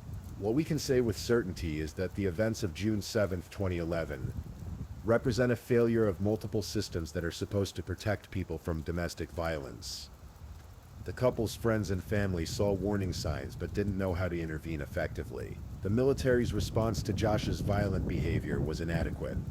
The legal system's protective order didn't prevent further violence. Social services apparently never became involved despite clear evidence of a troubled relationship. The tragedy of the Hillberling case extends beyond the courtroom to the families who lost loved ones. Josh's family lost a son, brother, and future father whose life was cut short just as he was trying to turn things around. Amber's family watched their daughter go to prison as a teenager and die there as a young woman, never having the chance to build a normal adult life. The unborn child that Amber was carrying at the time of Josh's death represents another victim of this domestic violence tragedy. That child never had the opportunity to know either parent, growing up instead with the knowledge that one parent killed the other and then died in prison years later. As true crime enthusiasts, we're often drawn to cases like this, because they force us to grapple with difficult moral and legal questions. The Hillberling case doesn't offer easy answers or clear villains and victims. Instead, it presents us with a complex human tragedy that defies simple categorization. The case reminds us that domestic violence is rarely as straightforward as popular narratives suggest. Relationships can be mutually destructive, with both partners engaging in behavior that escalates conflict and creates danger. Understanding this complexity is important for developing more effective responses to domestic violence. The physical evidence in the case, the shattered window 25 floors above Tulsa's streets, serves as a powerful symbol of how quickly a domestic dispute can turn deadly. The glass that was meant to provide a view of the city instead became the instrument of Josh's death, and the evidence that would send Amber to prison. The case also highlights the role that architecture and urban design can play in domestic violence outcomes. High-rise living, while offering many benefits, can also create unique dangers when relationships turn violent. The isolation of apartment living, combined with features like floor-to-ceiling windows, can transform domestic disputes into deadly encounters. As we conclude this examination of the Hillberling case, it's worth reflecting on what we can learn from this tragedy. The case demonstrates the importance of taking domestic violence seriously from the earliest warning signs. It shows how substance abuse and mental health issues can escalate relationship problems into deadly situations. It illustrates the complexity of determining guilt and innocence in cases where both parties have engaged in violent behavior. Most importantly, the case reminds us that behind every true crime story are real people whose lives were forever changed by violence. Josh Hillberling's family continues to mourn a son who will never come home. Amber Hillberling's family grieves a daughter who spent her final years in prison. The ripple effects of that June evening in 2011 continue to impact everyone who knew and loved both of them. The University Club Tower still stands in downtown Tulsa, its windows reflecting the Oklahoma sky as they did on that tragic night. But for those who remember the case, It will forever be marked by the events of June 7th, 2011, a reminder of how quickly love can turn to violence, and how the consequences of domestic abuse can echo through generations. In the end, the Hillberling case serves as both a true crime story and a cautionary tale about the dangers of domestic violence. It challenges us to look beyond simple narratives of guilt and innocence to understand the complex factors that contribute to these tragedies. And it reminds us that the work of preventing domestic violence requires all of us, family members, friends, communities, and institutions, to recognize warning signs and intervene before it's too late. The broken glass has been cleaned up, the legal proceedings have ended, and both Josh and Amber are gone. But their story continues to resonate as a powerful reminder of the human cost of domestic violence and the importance of addressing it before relationships reach the point of no return. In that way, perhaps their tragedy can serve some larger purpose, helping us understand how to prevent similar losses in the future and how to better support those caught in the cycle of domestic violence before it's too late. Please, if you're still awake, let's move on to our last story.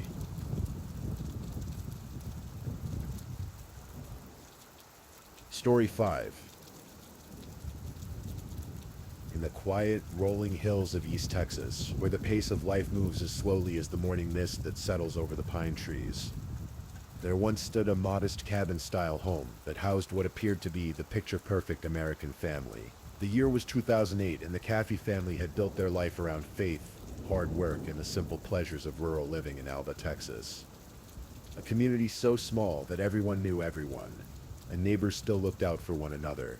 Terry Cathy, a 41-year-old man with calloused hands and a warm smile, worked long shifts to provide for his beloved family.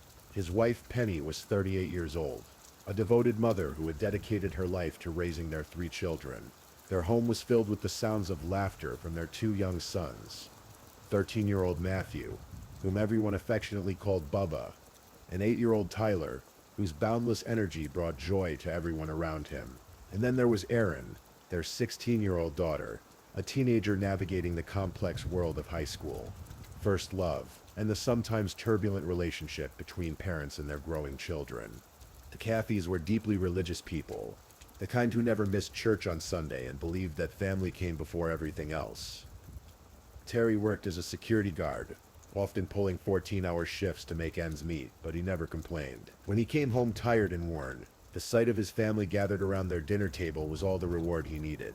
They weren't wealthy by any measure, but they were rich in the things that truly mattered: love, faith, and togetherness. But beneath the surface of this seemingly idyllic family life, tensions were brewing that would ultimately lead to one of the most shocking crimes in Texas history. It started, as many teenage stories do, with romance. Erin Cathy, with her long brown hair and bright eyes, had caught the attention of an 18-year-old boy named Charlie Wilkinson. Charlie was older, and to Erin's teenage heart, that made him irresistibly appealing. He was the kind of boy who rode motorcycles, lived on his own, and represented everything that felt exciting and forbidden to a sheltered 16-year-old girl from a strict religious household. Their relationship began innocently enough, or at least it appeared that way on the surface. But as is often the case with first love, what started as innocent teenage infatuation quickly intensified into something much more consuming. Erin became completely enamored with Charlie, spending every free moment thinking about him, talking to him, or planning their next meeting. To her young mind, Charlie Wilkinson wasn't just her boyfriend. He was her entire world. Terry and Penny Cathy, however, weren't blind to what was happening. As loving parents, they watched their daughter's behavior change with growing concern. They noticed how Erin's mood would swing dramatically, based on whether she'd spoken to Charlie that day. They saw how she'd become secretive about her phone calls and text messages. Most troubling of all, they witnessed how their once obedient daughter had begun pushing boundaries and challenging their authority in ways she never had before. The Cathys weren't unreasonable parents. They understood that their daughter was growing up, and that romantic relationships were a natural part of that process. But something about Charlie Wilkinson troubled them deeply. Perhaps it was his age. At 18, he was significantly older than their 16-year-old daughter. Maybe it was the way Erin seemed to lose herself completely when she was with him, abandoning the interests and friendships that had once been important to her. Or it could have been the subtle signs they picked up on that suggested Charlie's influence over their daughter was growing stronger every day. After many long conversations between husband and wife, Terry and Penny made the difficult decision that many parents face. They decided to intervene. They sat Erin down and explained their concerns about her relationship with Charlie. They told her they thought she was too young to be so serious with someone so much older. They worried that she was moving too fast, making decisions based on emotion rather than wisdom. Most importantly, they made it clear that while they loved her unconditionally, they didn't approve of her relationship with Charlie Wilkinson. For most teenagers, such parental disapproval might result in arguments, slammed doors, or perhaps some dramatic declarations about how unfair life is. But for Erin Cathy, her parents' intervention felt like nothing short of a declaration of war against her happiness. In her 16-year-old mind, her parents weren't just disapproving of her boyfriend. They were trying to destroy the most important thing in her life. What happened next would later shock investigators, prosecutors, and anyone who heard the story. Rather than accepting her parents' decision with the typical teenage angst and rebellion, Erin began plotting something far more sinister. In her mind, consumed by the intensity of first love and the drama that feels so overwhelming to teenage hearts, she convinced herself that the only way she could be with Charlie was if her parents were no longer part of the equation. But Erin's plan wasn't simply to run away or elope, as many star-crossed teenage lovers have done throughout history. Instead, she began nurturing thoughts that were as dark as they were unthinkable. She started to believe that her parents, and indeed her entire family, were obstacles that needed to be permanently removed from her life. Charlie Wilkinson, for his part, seemed all too willing to feed into these dangerous fantasies. Rather than being the mature adult in the relationship and talking Erin down from such extreme thoughts, he encouraged them. He listened as she vented about her parents' unreasonableness. He agreed when she painted them as villains who were trying to keep two people in love apart. And most dangerously of all, he began to take her increasingly violent suggestions seriously. It was during this time that Charlie introduced another player into their twisted drama, his friend Charles Wade. Wade was 20 years old, older than both Erin and Charlie, and had a history that included minor run-ins with the law. To Erin and Charlie, he seemed like someone who might be willing to help them with their increasingly desperate plan. As the weeks passed, what had started as angry teenage fantasies began to solidify into an actual plot.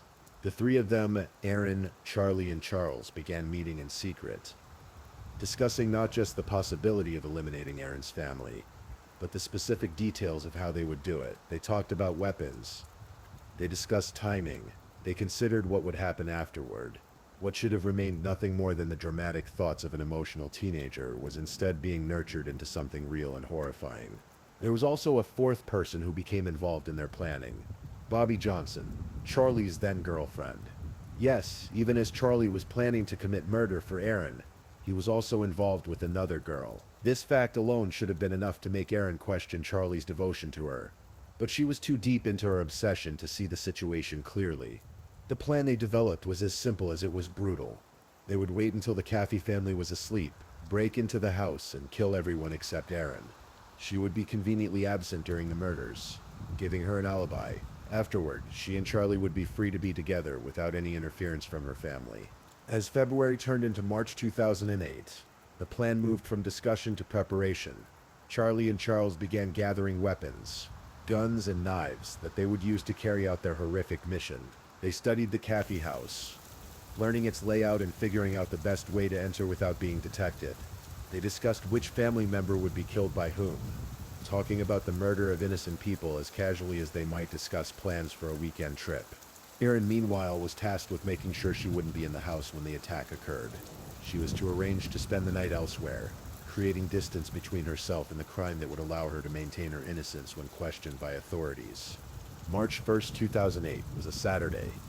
Terry Cathy had just finished another grueling 14-hour shift at his security job and arrived home after midnight, exhausted but grateful to be back with his family. He found his wife Penny already asleep, and their two boys, Bubba and Tyler, were also settled in for the night.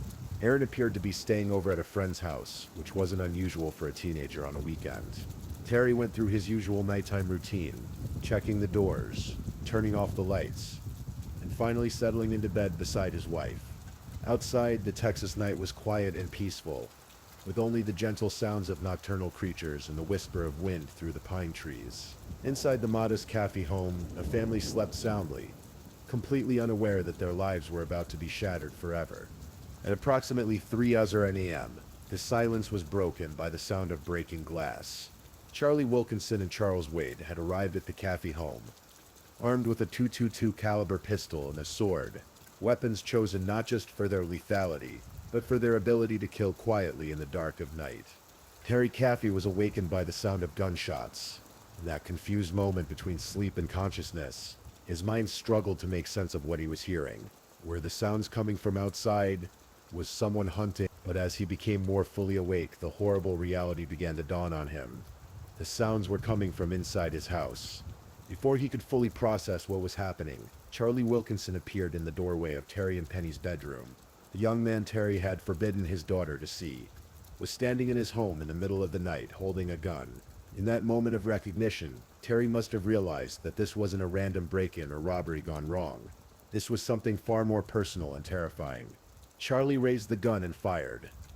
The bullet struck Terry, but somehow miraculously it wasn't immediately fatal. Charlie fired again, and again and again. In total, Cathy was shot 5 times at close range. Each shot should have been enough to kill him, but against all odds he remained conscious and alive. As Terry lay bleeding and in unimaginable pain, he could hear the sounds of violence continuing throughout his house.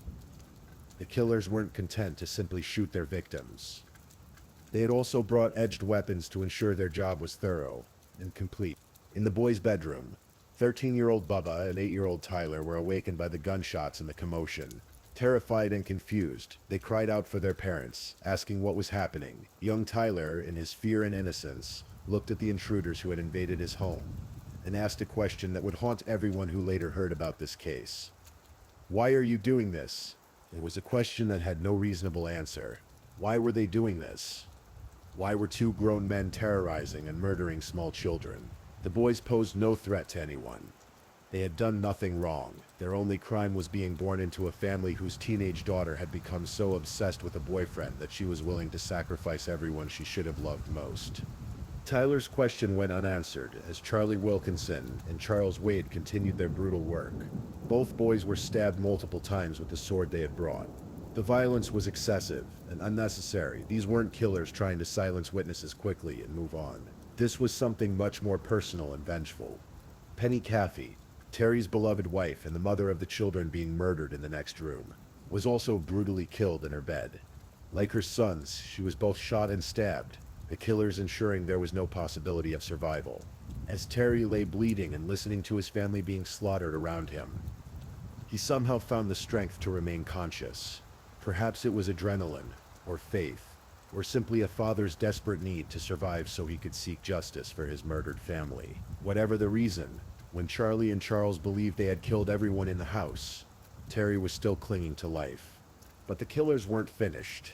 Having murdered 3 members of the Cathy family, they now set about destroying the evidence of their crime.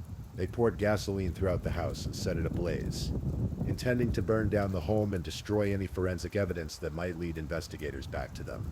As the flames began to spread and smoke filled the house, Cathy faced a choice that no human being should ever have to make.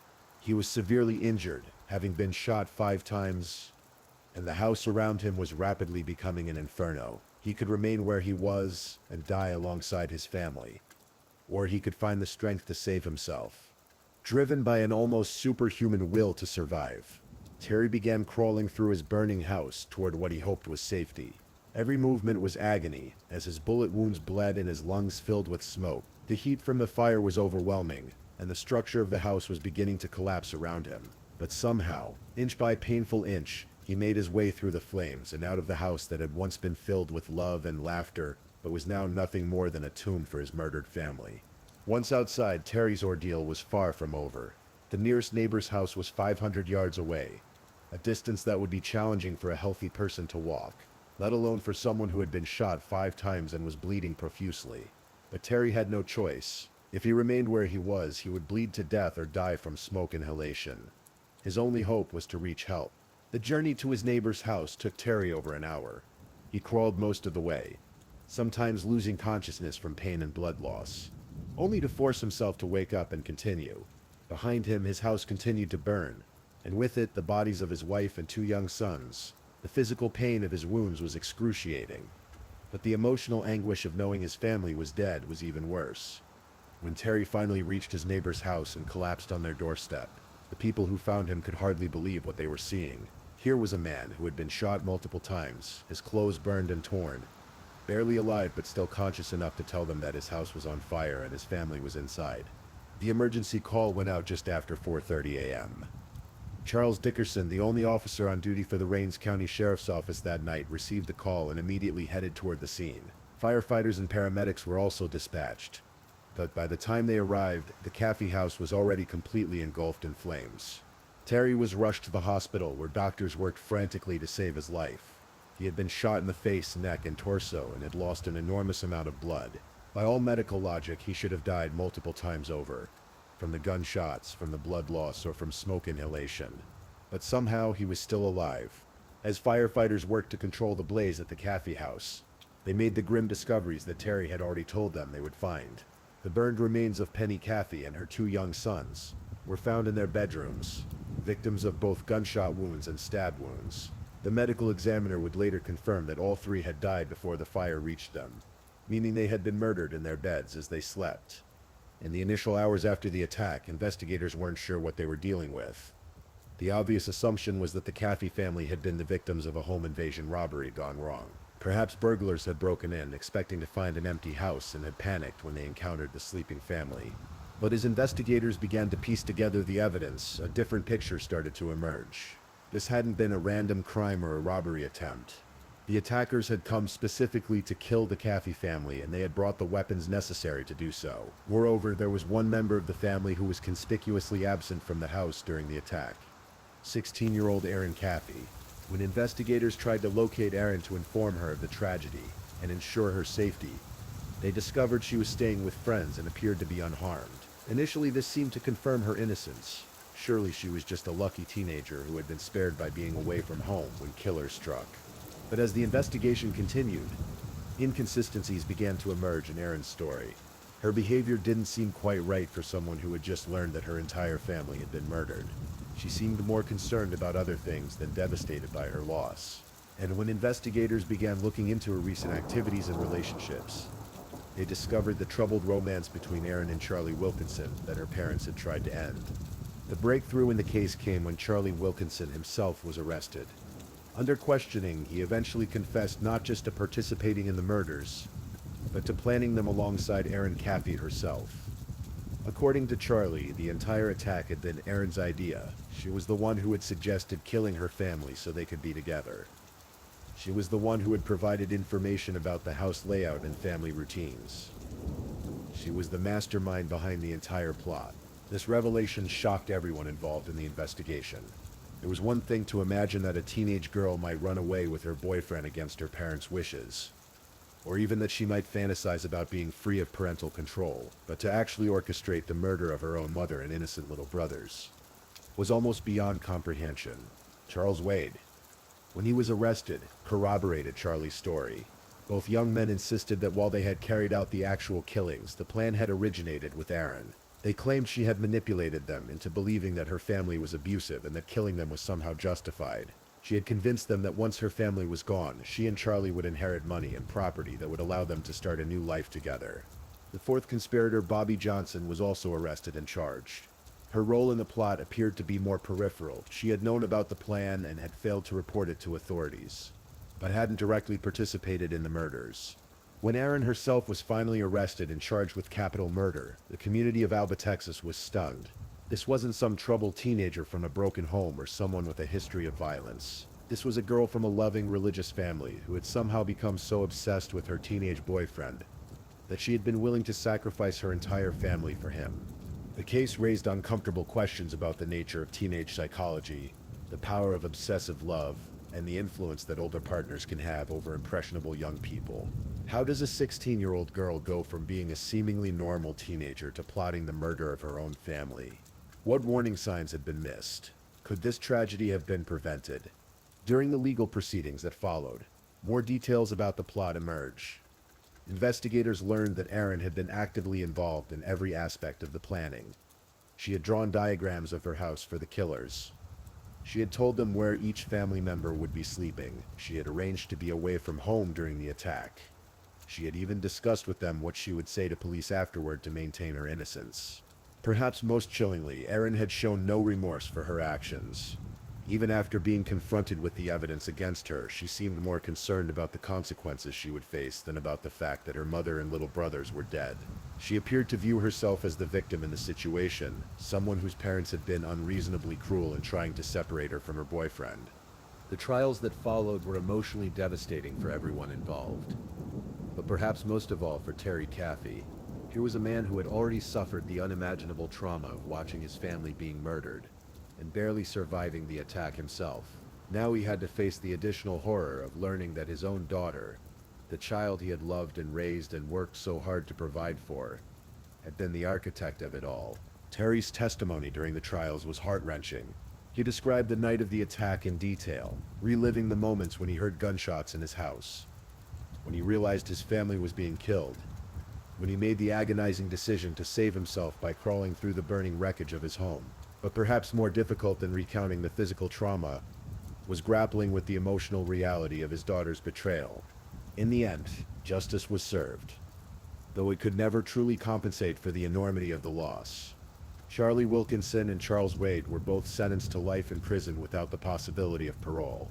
Bobby Johnson received a lesser sentence for her more limited role in the conspiracy, and Erin Cathy, despite her age, was sentenced to 2 consecutive life sentences for her role as the mastermind behind the murders.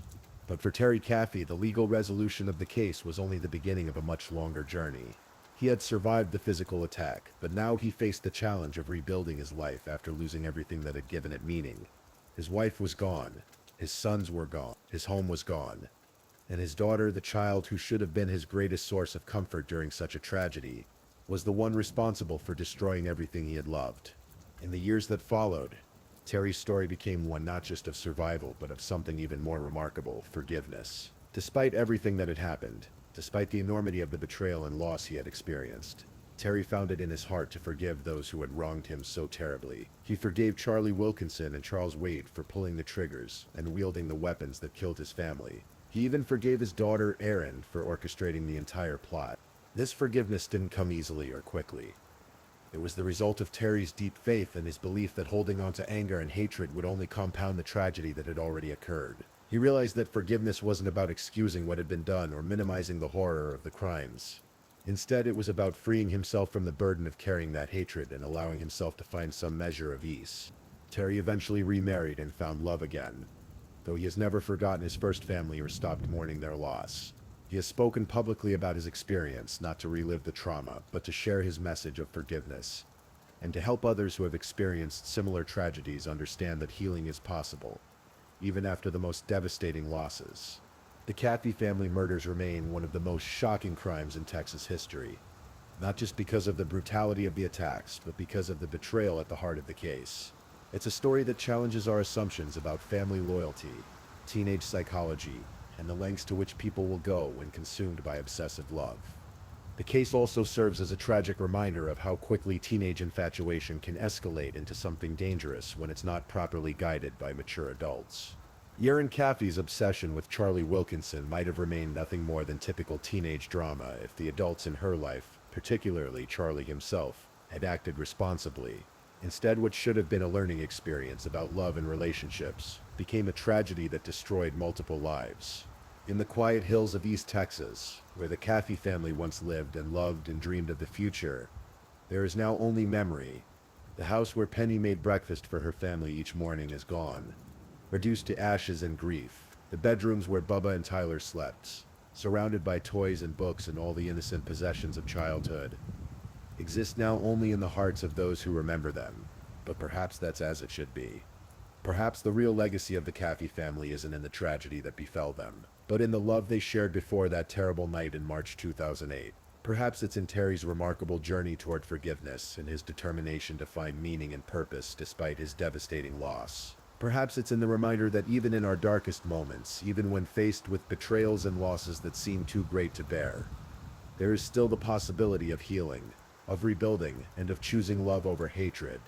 The story of the Cathy family murders is ultimately a story about the complexity of human nature, our capacity for both great love and terrible betrayal, our ability to create and to destroy, our power to forgive even when forgiveness seems impossible. It's a story that reminds us that the people we love most have the power to hurt us most deeply, but also that love itself, Real, mature, selfless love can survive even the darkest of tragedies. As we close this tragic chapter of true crime history, we're left with questions that have no easy answers and lessons that come at too high a price.